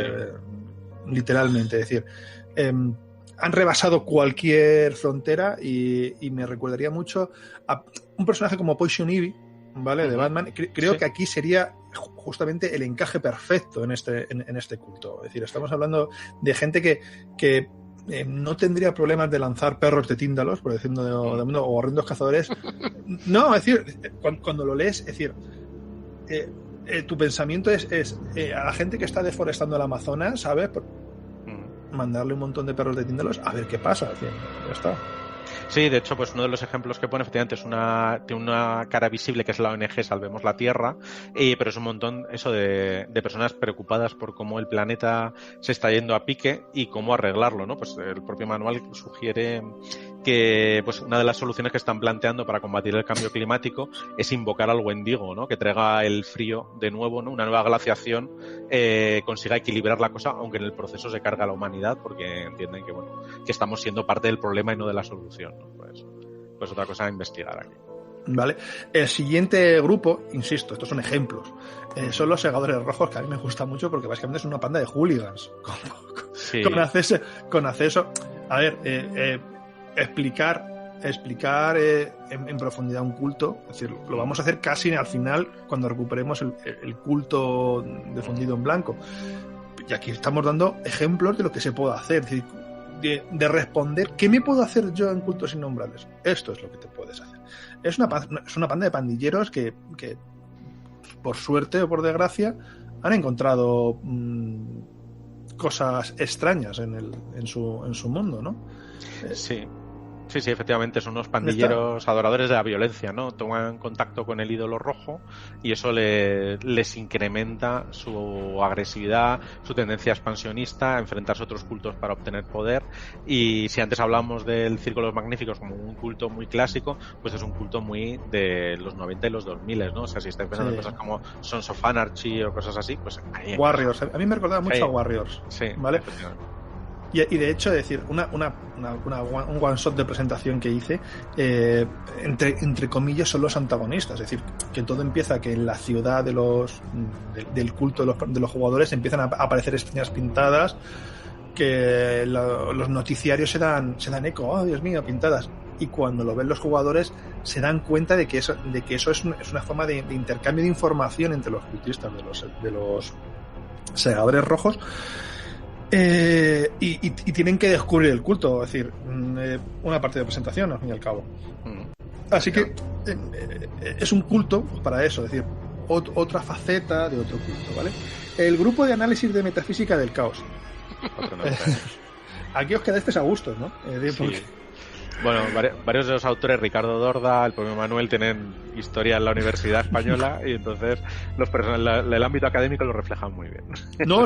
Es decir, a ver, hablamos del segundo grupo académico, es decir, sí. No es, mientras que el otro, digamos que es la parte de letras, por decirlo de alguna manera. Sí. Este parece un poquito más la parte de ciencias, si lo queremos narrar de alguna manera. Y ya, voy a acelerar un poco, porque es que si no, en detalle podríamos entrar, porque nos quedan dos, pero bueno. Sí. También está los arcanos antisistema, ¿no? Un grupo que se describe como un grupo antisistema con poderes arcanos. Sí. Es decir, conceptos muy simples que permiten agrupar una serie de jugadores o a una serie de personajes. Y la iglesia de la mitociencia, que creo que utilizando la segunda parte del nombre entendemos muy bien de qué va. Son pequeños actores famosos tal, ¿no? Que financian sus actividades, ¿no? Para adorar una especie de secta, ¿no? Todos conocemos en Hollywood, ¿no? Este rollo, pues es un poco eso, ¿no? Sí, por eso digo que creo que entendiendo la parte de la segunda parte del nombre entendemos un poquito de qué va. Pero bueno, ahora llegamos al que creo que merece la pena pararse un poquito más. Sí. A todos aquellos que es la primera vez que escuchan de cultos innombrables, fíjense las maneras de acercarse a algo tan sencillo como decíamos antes, sectarios cultistas, que puedes entrar por donde quieras, incluso te puedes crear tu propio culto si nada de esto te acaba de convencer, y ahora hablaremos del último de ellos. Sí. Pero con la gran diversidad, incluso decíamos desde partidas un poco más alocadas, yo que sé, imagínense ustedes en el circo, o que va de lugar en lugar, o más clásicas en la universidad.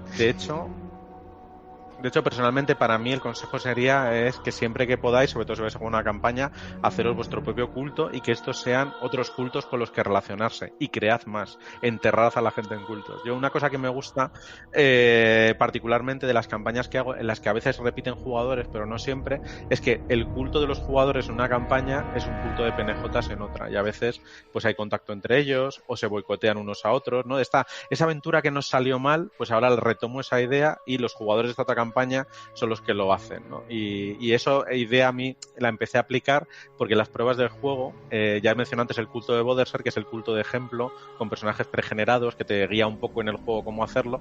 Durante todas las pruebas de juego de cultos innombrables, el culto de Boderser eran nuestros enemigos. Entonces a mí ahora, cada vez que voy a unas jornadas y usamos los personajes del culto de Boderser, mi cabeza está todo el rato, pero estos son los malos, porque era contra los que nos pegábamos.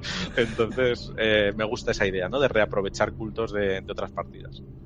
Bueno, lo que hemos visto ahora, y que me quede claro, es no hace falta ser un increíble erudito en los mitos, ni saber 4 idiomas, como estamos muy a veces acostumbrados a jugar con los personajes de rol de la llamada de Chulu, perdón. Es que hoy pasó una crisis y se me viene. Y de hecho, creo que el mejor culto de ejemplo donde se ve lo que es un culto totalmente atípico pero con un carisma arrollador viene en el siguiente tomo, que se llama Fundido en Blanco, ¿vale? Para la gente que pedazo tomo, tengo que deciros, a ver, es como tomo, porque es un tomo, ¿vale? Es de los mejores que me he leído yo. Por muchas cosas. Antes hemos hablado del carácter cinematográfico de Cultos Innombrables. Pero es que Cultos Innombrables aquí es donde tiene más carácter cinematográfico. Ya no solamente en el título, ¿vale? Que es Fundido en Blanco, que es una clara referencia a cuando se va la luz o se apaga la cámara en cine, que es un fundido en negro, y es un juego de palabras, evidentemente, yo creo que todo el mundo lo sabe, con la familia White, que es el siguiente culto que vamos a hablar. ¿Y por qué es muy cinematográfico? Porque este culto se basa en películas como Las colinas tienen ojos, La matanza de Texas, todo este tipo de películas de la América profunda.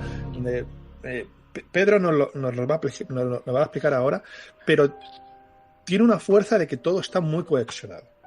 Uh-huh. Y aquí tenemos una serie de antagonistas que sí que son dignos a batir. No son orcos, no son bolsas de PX. Es decir, estos malos no te contarían su plan y luego te matarían. Estos primero te matan, luego te invocan, te cuentan su plan y se ríen en tu cara, por decirlo de alguna manera. Sí. Vale, sí. ¿Cómo surge la familia White? Pues mira, la familia White tiene una historia que enraiza mucho con la propia No Solo Rol, porque nosotros somos muy de ir a jornadas, ya se sabe, y en 2007, o sea, 7 años antes de publicar el libro, 14 años antes de donde estamos hablando ahora mismo, en unas jornadas Tierra de Nadie, Manuel, el coautor del manual y diseñador del juego, y Rosendo Chas, que es el autor de los relatos del manual básico, hicieron un rol en vivo que se llamaba Pecados de la Carne. Y ese vivo es el germen de la familia White. La historia era 2 vivos presuntamente separados, uno de una casa donde se reúne una familia y ya está, y otro que era pues un grupo de amigos que están haciendo un viaje por carretera por Estados Unidos. ¿Qué ocurre? Que uno de esos amigos es Samuel White, que es un chaval apocado y que está harto de que sus amigos se metan con él, se rían de él, etcétera. Entonces sugiere pasar por la casa de su familia, que es una casa en el desierto de Nuevo México, aislada de todo, y se descubre que la familia White pues tiene algunas costumbres poco ortodoxas, como comer carne los viernes noche, ¿no? Pero no cualquier carne, ya os imagináis por dónde voy. El caso es que ese rol en vivo fue estupendo. Yo tuve el placer de jugarlo, yo era Samuel White, por eso le tengo mucho cariño al personaje. Pues cuando Manuel escribe Fragmentos con Sergio Vergara, retoman a los White como un guiño, como revisionando esa partida como una partida de rol de mesa. Pero los White se resistían a morir, y cuando se está diseñando Cultos Innombrables vemos que puede encajar perfectamente, ¿no? Porque los White adoran una criatura del pozo, eso encaja mucho con el imaginario de Lovecraft, con el color que cayó del espacio y todas estas cuestiones, y se reconvierten a la ambientación de Cultos Innombrables, y era tanto el cariño que se les tenía que se les acaba dando ese primer suplemento del juego de ambientación, por decirlo así, ¿no? Y Fundido en Blanco lo que es una guía de ese culto, que puede ser un culto para los propios jugadores, puede ser un culto de enemigos de los jugadores, o puede ser un culto con el que los jugadores tengan relación, ¿no? Y de hecho después de describir todo el culto en detalle, lo que se presentan son 3 aventuras, una en la que los White son claramente los aliados, por decirlo así, otra que son adversarios, otra que son unos peones más en el juego y los jugadores eligen qué papel quieren tener, ¿no? Yo creo que además el libro es una excelente guía de cómo hacer un culto muy extenso, o sea, cómo documentar bien un culto, porque va tomando aliados, enemigos del culto, ¿no? Pues por ejemplo, un enemigo de los White es un antiguo aliado que ahora está encarcelado, que es el típico pues asesino múltiple, súper popular, que le escriben mujeres cartas de amor y que desde la cárcel, utilizando la Tierra de los Sueños, dirige un culto, ¿no? Pues es un adversario de los White, que es Brian Tucker, que es un profeta de mente, ¿no? Que sale en alguna de las aventuras. Sí, y, de hecho... bueno, De hecho, es decir, si vemos a Brian Tucker, es Charles Mason, prácticamente. Totalmente, sí. Creo que la referencia está clara. Que además me gusta mucho porque se describe muy bien a los White, se describe muy bien a sus antagonistas, pero más allá, conociendo, cuando te lees el libro y conoces bien a los White, sabes que cualquiera podía ser un White. Esta frase, los conocedores de los White saben por dónde van. Y me gusta mucho la rama femenina de los White, que no, yo no sabría ya decir si llamarlos antagonistas de los White siquiera, es decir, no tengo tampoco clara esa noción.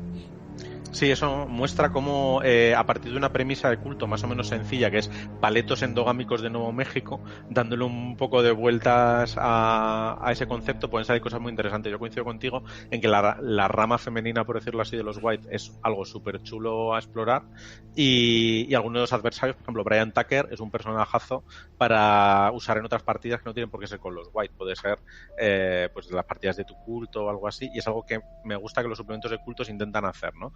No darte solo personajes de usar y tirar, sino para construir tu propio universo de cultos. Quiero también hacer una clara referencia al concepto que hay fuera de los White, ¿vale?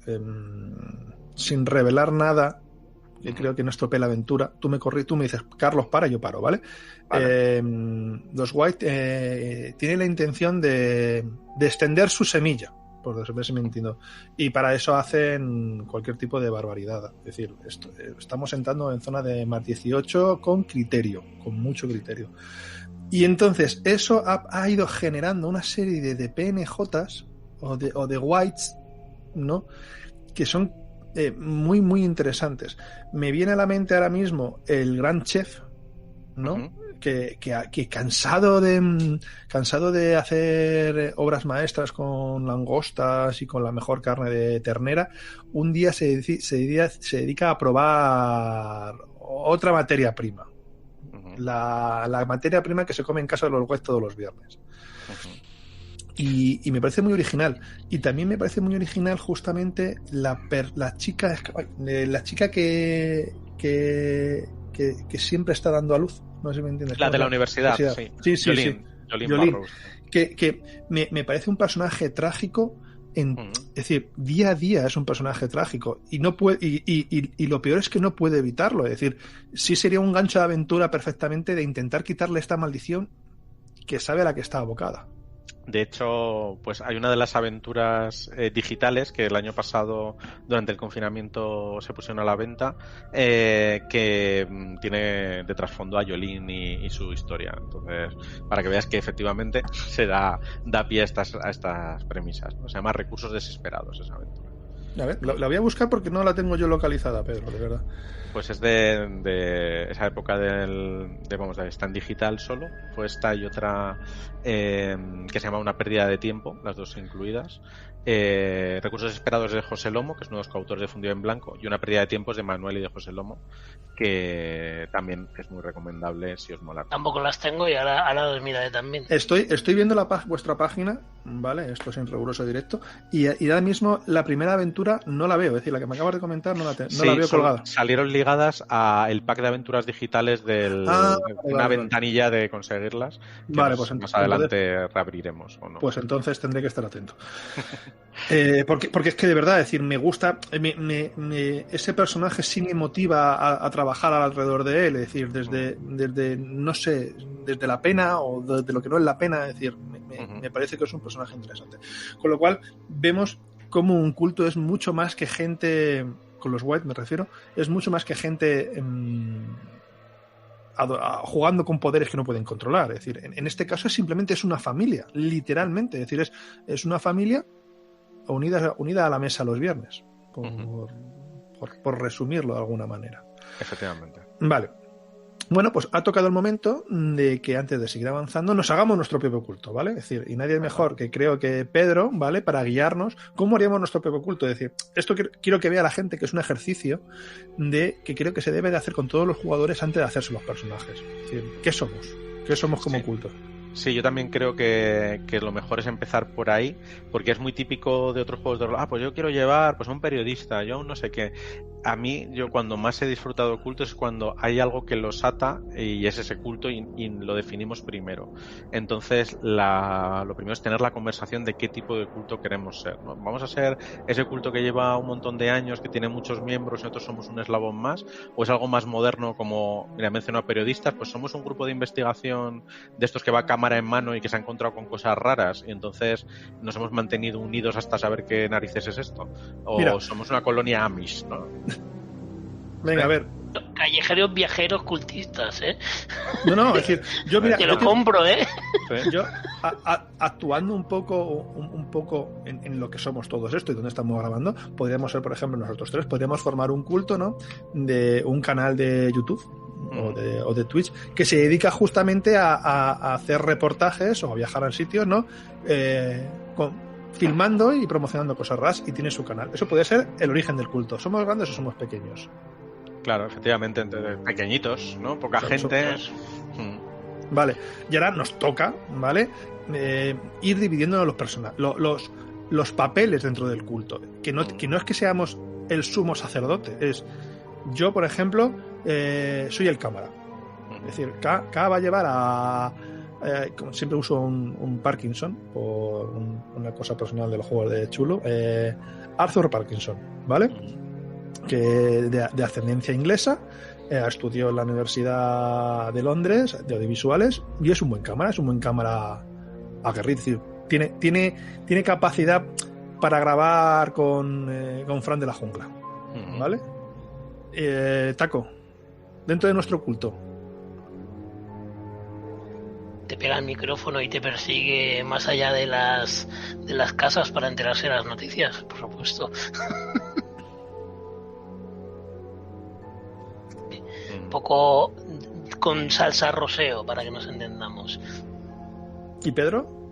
Pues mira, por ejemplo, ya que tengo a Javi aquí que nos está hospedando, pues alguien tiene que hacer el que se encarga de la parte técnica y que quizás pues no sale en los vídeos, pero hace una labor importante y que igual husmea en la red, ¿no? El típico personaje pues de meterse en la deep web, ¿no? Pues podría ser un personaje perfectamente adecuado. ¿Vale? Y nuestra relación con los cultos sería evidentemente, ¿vale?, en los reportajes que hacemos. Es decir, en algún momento hemos tenido un contacto con los cultos y hemos seguido escarbando en ese filón de noticias, que son los que nos dan. Mira, ahí podría estar nuestro motivo, nuestro motivo para ir rebasando líneas, ¿no? Es decir, queremos tener más seguidores, queremos tener más likes, queremos tener más retweets y estaríamos dispuestos a rebasar qué línea. Claro. Esto sería un culto. Esto sería un culto en cultos innombrables, Pedro. Sí, podría serlo perfectamente. De hecho, como decías tú antes, al final hay una hoja de culto y entonces una de las primeras cosas es definir un concepto, ¿no? Pues por ejemplo, el culto de Boderser es cábala en torno a un líder, pues este podría ser pues streamers con ansias de llegar a lo más alto, por ejemplo, algo así, ¿no? Que te coge la idea rápidamente. Y entonces lo siguiente sería plantearte cuál es la motivación del culto, qué es lo que buscan. ¿Buscan poder por poder? ¿Buscan fama? ¿Buscan descubrir la verdad? ¿No? Y eso, según la decisión que tomes, el culto va a ser de un estilo u otro. Lo acabamos de hacer. Es decir, que sirva esto para justamente cuando un jugador se tiene que enfrentar al mero hecho de me tengo que crear un culto, esto es hacerse un culto, ¿vale? ¿Qué es lo que somos y qué somos dentro de ese culto? Que no, esto no es a estar adorando a Chulu, en este caso somos streamers. Bueno, ¿qué os ha parecido, o qué te parece a ti, Pedro, como persona de conocimiento invitado, el apartado de trasfondo que le hemos dado al juego de cultos innombrables? Bien, vamos, creo que le hemos dedicado bastante detalle y que al menos pues se ha dado muestra de la variedad de cultos que puede haber, ¿no? Sí me gustaría resaltar, como decía antes, que esos cultos mencionados son solo ejemplos y que no es de estas ambientaciones cerradas donde viene todo descrito, pues como puede ser, pues como hablamos mucho de Séptimo Mar aquí en el podcast, pues como puede ser TEA, ¿no? Aquí la idea es que pues el mundo es el que es y tú puedes tomar estas ideas para hacer tus propios cultos o usar los que vienen. Vale. Antes de pasar a la siguiente parte, que vamos a centrarnos un poco más en lo que son las aventuras que habéis publicado, las aventuras un poco individuales y la gran campaña que tenéis, me han hecho otra pregunta y creo que es el momento de hacerla, ¿vale? Porque narra sobre cultos, ¿vale? Me preguntan que si alguna vez con los jugadores has usado los cultos que crearon, ¿vale? Ellos mismos en otras campañas. Me explico, que creo que es lo que quiere decir, ¿vale? Acabamos de crear un culto nosotros, el culto del canal de YouTube de Callejeros Chuleidos, y de pronto nos ponemos a jugar otra campaña y de pronto nuestros antiguos personajes aparecen entre esos jugadores. Es decir, ¿lo has utilizado alguna vez? Sí, nunca con el grupo completo porque no he tenido ocasión de repetir campaña de cultos con el grupo entero, pero sí, por ejemplo, se me viene a la cabeza Dani, al cual saludo si está por aquí porque me dijo que quería ver el programa, que ha sido parte del equipo de campaña de Detroit y también ha sido uno de los militares del grupo de exmilitares que habían vuelto con esa caja misteriosa.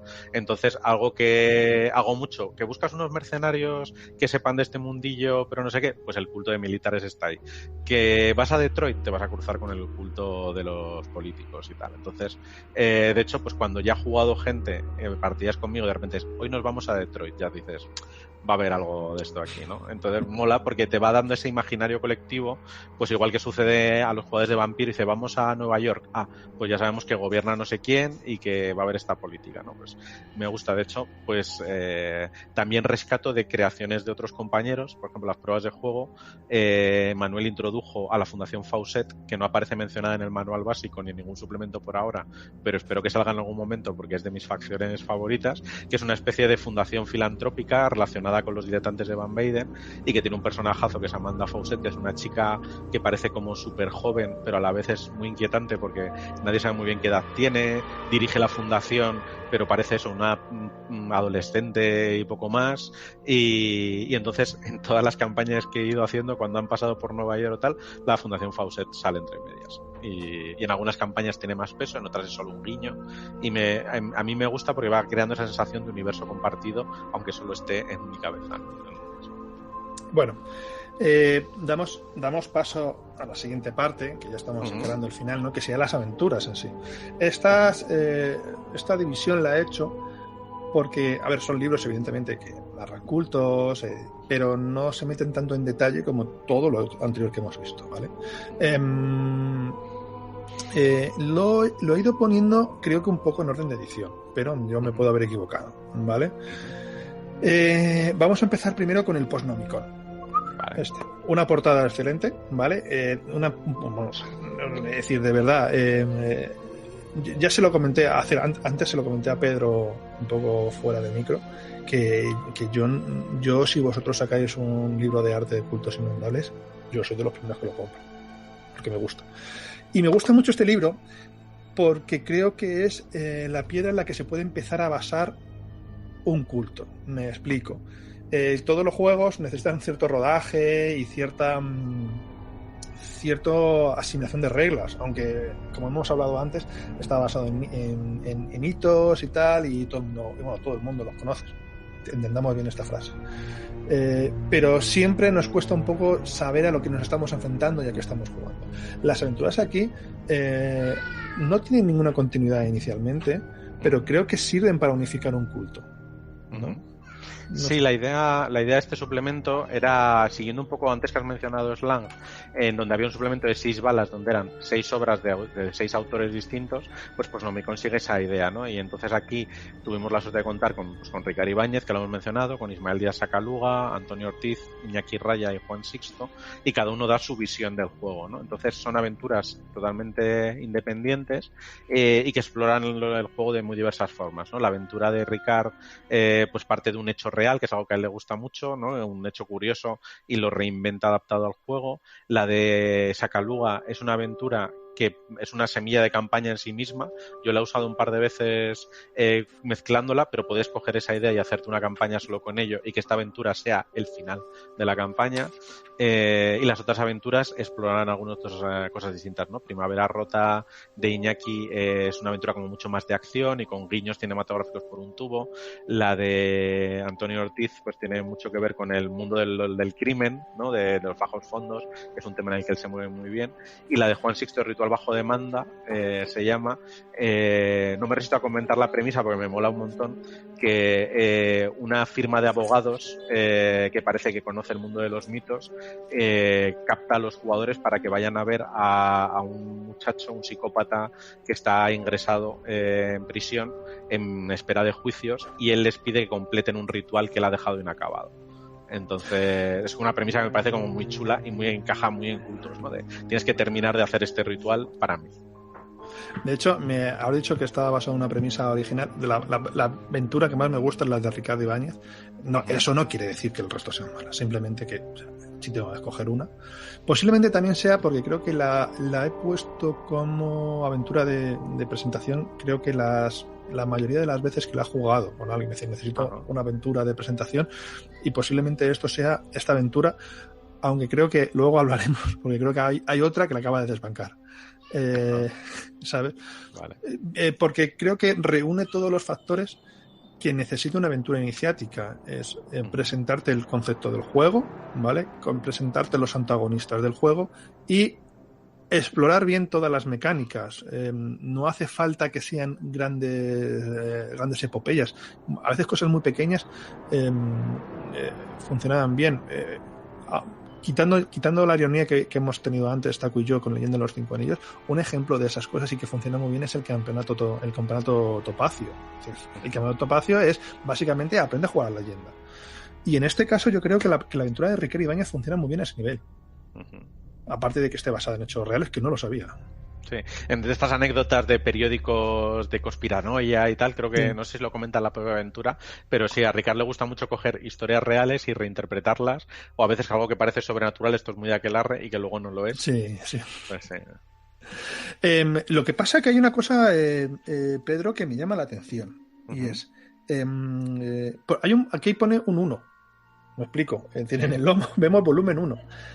Y todavía no tenemos el volumen 2. Ahí. Y os habéis lanzado, y lo voy a decir desde ya, ¿vale?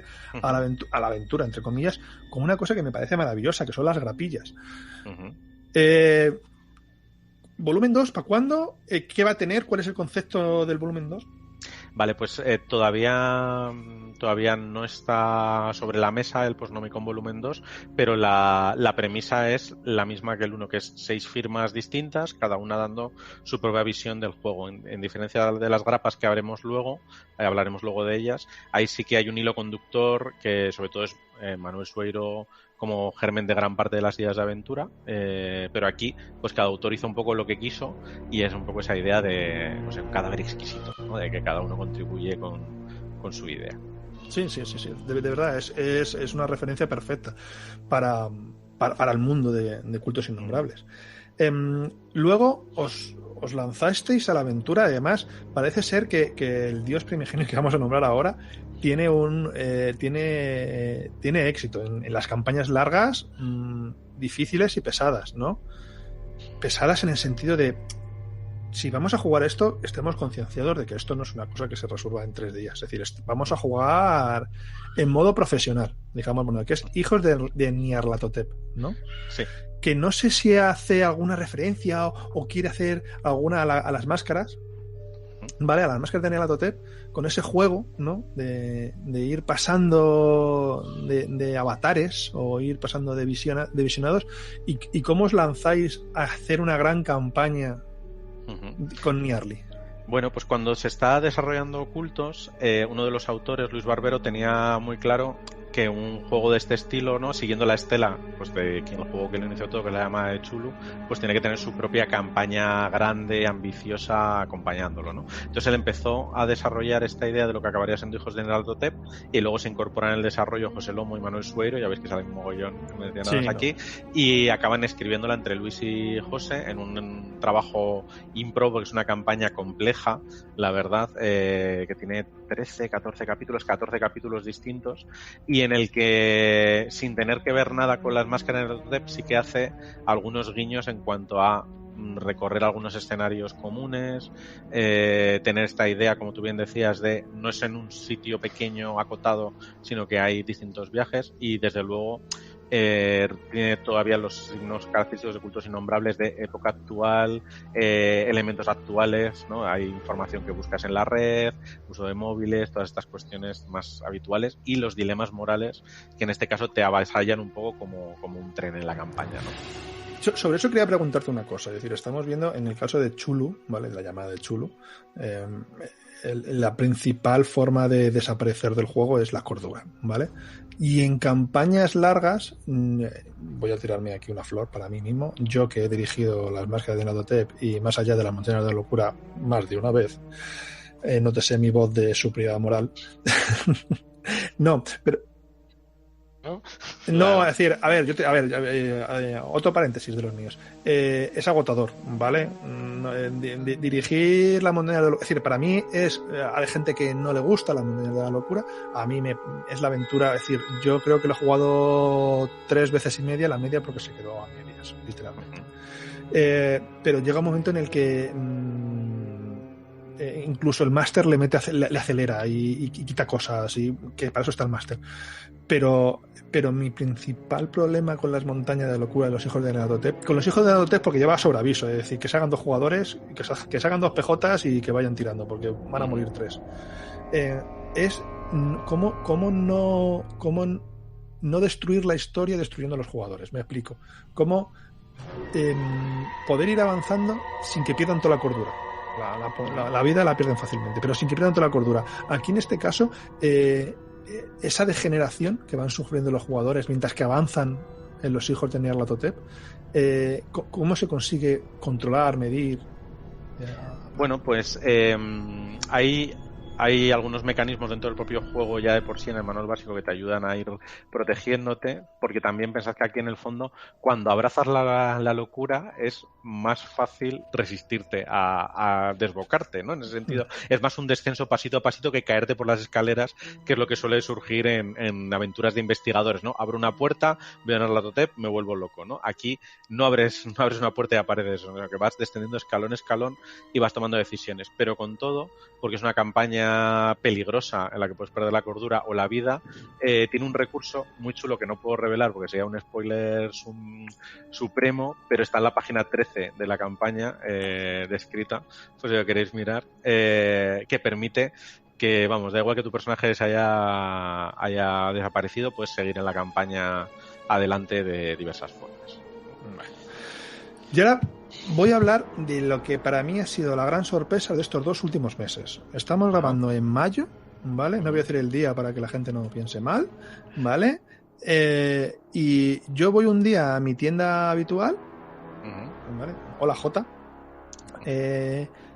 Voy a hacerme cargo de mi botín y de las recomendaciones de Jota, paso por al lado de la sección de juegos de rol y veo que hay una grapa que con el logo a ver, no con el logo, no me hacía falta ver el logo, el arte, insisto, el arte ya sabía yo que eso era de Cultos Innombrables, ¿vale? Que se llama Habitación 311 y digo, anda, han sacado algo y yo no estoy enterado, esto es como muy normal en mí, ¿vale? Lo cojo y digo, mira, por 9 pavos me lo llevo.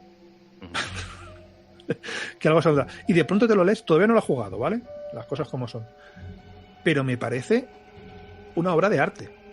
Literalmente. Es decir, si antes decía que la partida de Ricard es la que utilizaba como inicio de aventura en Cultos Innombrables, esta aventura tiene todo. Y tengo que hacerte la pregunta que te hacía fuera de micro para que me respondas. ¿Qué evita que juega esta? Porque todas las premisas que se ponen ahí se podrían jugar con investigadores, al fin y al cabo. ¿Qué evita que yo no juegue esta aventura con investigadores? Es decir, ¿qué aliciente tengo jugándolo con Cultos Innombrables?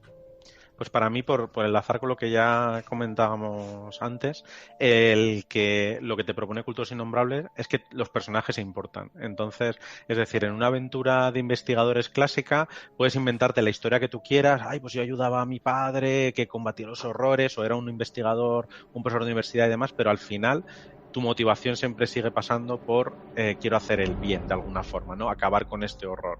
En cambio, en Cultos Innombrables las motivaciones son mucho más personales. Y tu personaje tendrá una y la aventura ya se preocupa de darte un gancho más o menos flexible para que el director de juego la pueda aprovechar, y en el proceso no va a ser solo de quiero acabar con esto que sucede aquí, sino ¿qué está pasando aquí? ¿Puedo sacarle partido? ¿O puedo evitar que me perjudique? Y eso marca todas las aventuras de Cultos.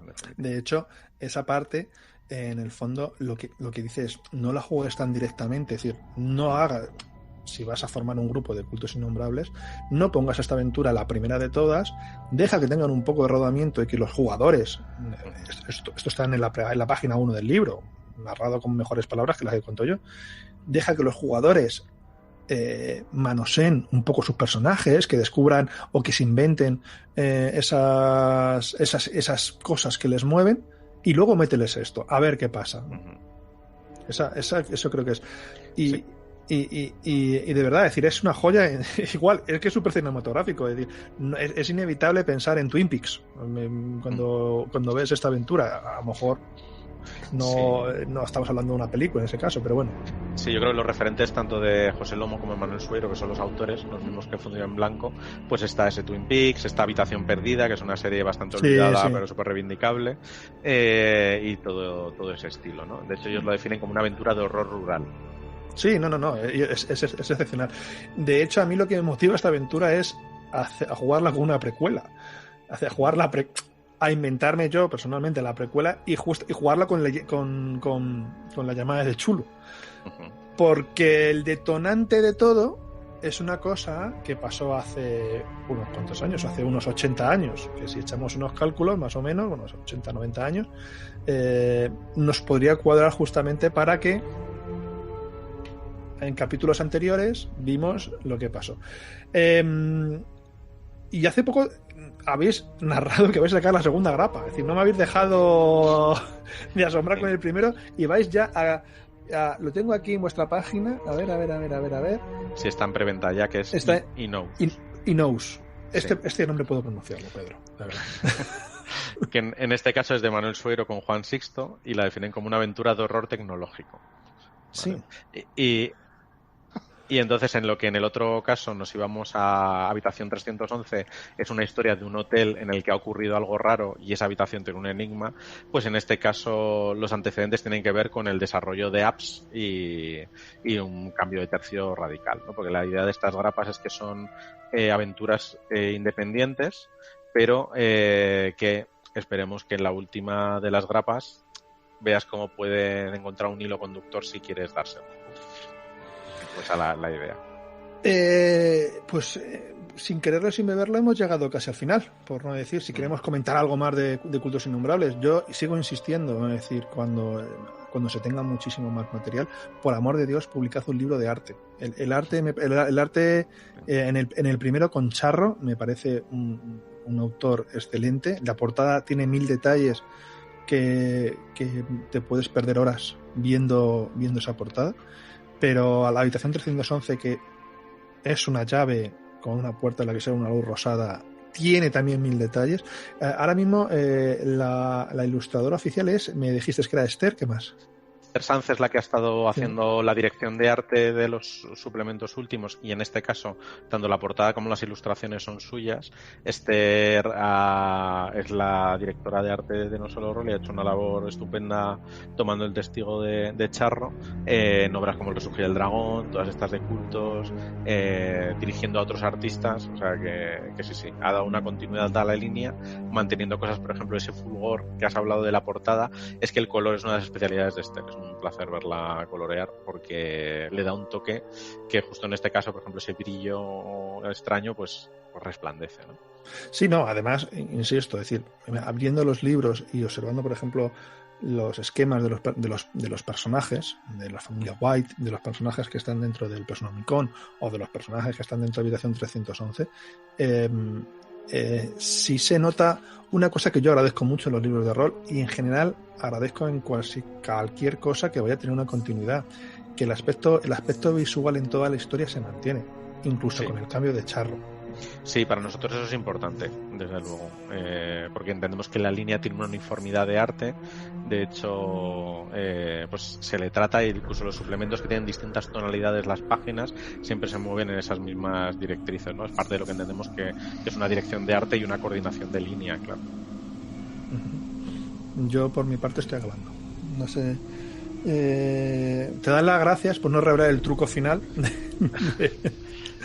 de Hijos de Nyarlathotep. Sí. Y no sé si Taco quiere preguntar algo, si tú nos quieres contar algo. Taco, ¿quieres preguntarnos algo? O incidirían un poco, a lo mejor para que la gente entienda el tema de los cultos y su importancia. Claro, al final es otra forma de, con otros juegos lo habrán visto, de crearse una cohesión entre el grupo, incluso entre diferentes, y es eso, que al final es para mí la gran diferencia. Yo que he jugado los dos con Chun-Lu, con la llamada clásica, es eso, la importancia de los personajes, que en Chun-Lu, por mucho que te hagas background o te hagas historia, no se refleja tanto como se refleja aquí, y al final es eso, al menos lo que a mí me gusta y me atrae.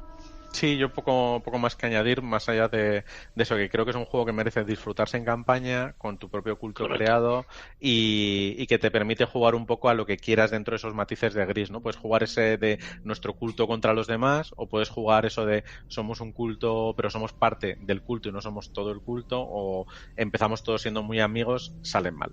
También puede ser. Así que espero que os animéis a darle una oportunidad si os ha interesado lo que hemos comentado hoy. Bueno, pues por nuestra parte ya estamos acabando. Quiero primero agradecer a Pedro, que ha venido... Hola, Javi. Que ha vuelto a soportar a los dos pesados de Séptimo Mar. Y no se ha visto, al menos. No se ha visto. Hoy nos hemos visto y eso ha merecido la pena. La verdad es que es un placer estar siempre aquí. Ya sabes, Carlos, que además yo si puedo, me gusta además venir porque siempre tratáis genial a la gente. Me lo paso súper a gusto. Y hoy que además hemos podido hacer este directo con preguntas, yo creo que ha estado más chulo todavía. Yo sabes, que ya te lo he comentado, me hago un poco publicidad y voy a hacer una cosa que me dijeron que tenía que hacer. La primera publicidad es: tengo interés en hacer algún día ir tratando los libros de Mundo de Tinieblas. Os pediré ayuda, no os pediré ayuda, tal, porque además Taco y yo, que somos los que estamos moviendo un poco el tema, de verdad os lo decimos, no sabemos con cuál empezar ahora mismo. No sabemos si con Chandler, si con Wright, si con Vampiro, pero bueno, eso lo dejamos para otro podcast. Vamos a terminar este. Y lo segundo que nos han dicho, y que me han dicho que tienen razón, es: por favor, suscribíos al canal, suscribíos a iVoox, poneros las alertas, todo eso, suscribíos a Bucaneros del Rol, de verdad. ¿Por qué? Porque nos vais a ver. Sí, bueno, no vais a ver, nos vais a escuchar, pero creo que es importante, y si no os cuesta mucho, nos seguís y nosotros tan contentos, y luego ponemos numeritos por ahí. Javi, no sé tú qué tal la has visto, tú que has estado, te has escondido entre bambalinas. Sí, yo me escondo entre bambalinas, ¿vale? Pero, me mola un montón porque todo lo que os he estado escuchando ahora, os lo he comentado antes entre bambalinas también, que estábamos jugando en Bucaneros una partida de cultos innombrables, hijos de Nyarlathotep. Llevamos ya un montón de tiempo jugando, y aunque estamos parados ahora mismo, Joder, después de escucharos, quiero jugarlo con ganas renovadas. Un montón de detalles, sobre todo con el tema de las reglas, los conceptos y tal. Que bueno, como al final yo lo acabo jugando sin haberme leído el manual como tal, ¿de acuerdo? Porque te desve las cosas. Pues, joder, o sea, te da una nueva perspectiva y ahora, pues quiero seguir jugando. Quiero seguir jugando y estoy en ascuas. John, porfa, rápido, ¿vale? Eso. Sí, y mola un montón. Para quien no lo sepa, estamos con unos arcanos antisistemas y somos gente muy mala. Me hace un poco de gracia, de acuerdo, el tema de atravesar líneas rojas que habéis comentado antes, porque hay jugadores que no les importa tanto, ¿vale? Y lo que obligan es que al resto les acaban tirando con ellos, y como vas tolerando las cosas que hacen los demás, también te obligan a ti a cruzar esas líneas, ¿vale? Es un caso curioso. Quizás en nuestro grupo de jugadores son un poco más loquillos de lo normal, pero bueno, todo grupo es diferente. No estamos todos cortados con el mismo patrón. Bueno, antes de seguir contando batallitas, es que si no me pongo a hablar de la partida y me pierdo. Muchas gracias por venir, por contarnos todo esto. Ya digo, interesantísimo. Nuevas ganas de jugar. Y bueno, pues vamos a dejarlo por aquí. Que la gente tendrá que merendar y hacer cosas con su vida. Muy bien. Bueno, pues por mi parte, gracias a Bucaneros por alojarnos otra vez. Gracias a Pedro, de verdad. Necesito que todas estas cosas de mascarillas sí, mascarillas no, vacunas sí, chicos. Y pase. Eso es otra historia, también. Es otra historia. Porque yo tengo ganas de dar un abrazo a Pedro, un abrazo fuera de lo virtual y poder que me dirija una partida de una puñetera vez. Sí, es un placer estar aquí como siempre, os lo digo, y sabéis que disfruto un montón, me siento como en casa y espero que efectivamente que podamos disfrutar pronto de jornadas presenciales de nuevo, de darnos todos esos abrazos que nos debemos y de compartir mesa así con los daditos rodando, que los dados virtuales también, pero también mola los otros. A ver, pero los de mesa no hay nada como tirar esos dados y que rueden y que se vea la pifia. Bueno, eso es. Bueno, pues con todo esto, Javi, ya sabes lo que tienes que hacer. Sí, tranquilo, calma. Está todo bajo control, te lo juro, te lo prometo. Muy bien. Pues con esto cerramos ya. Muchas gracias por venir a todos, espero que os haya gustado y nos vemos la siguiente. Adiós.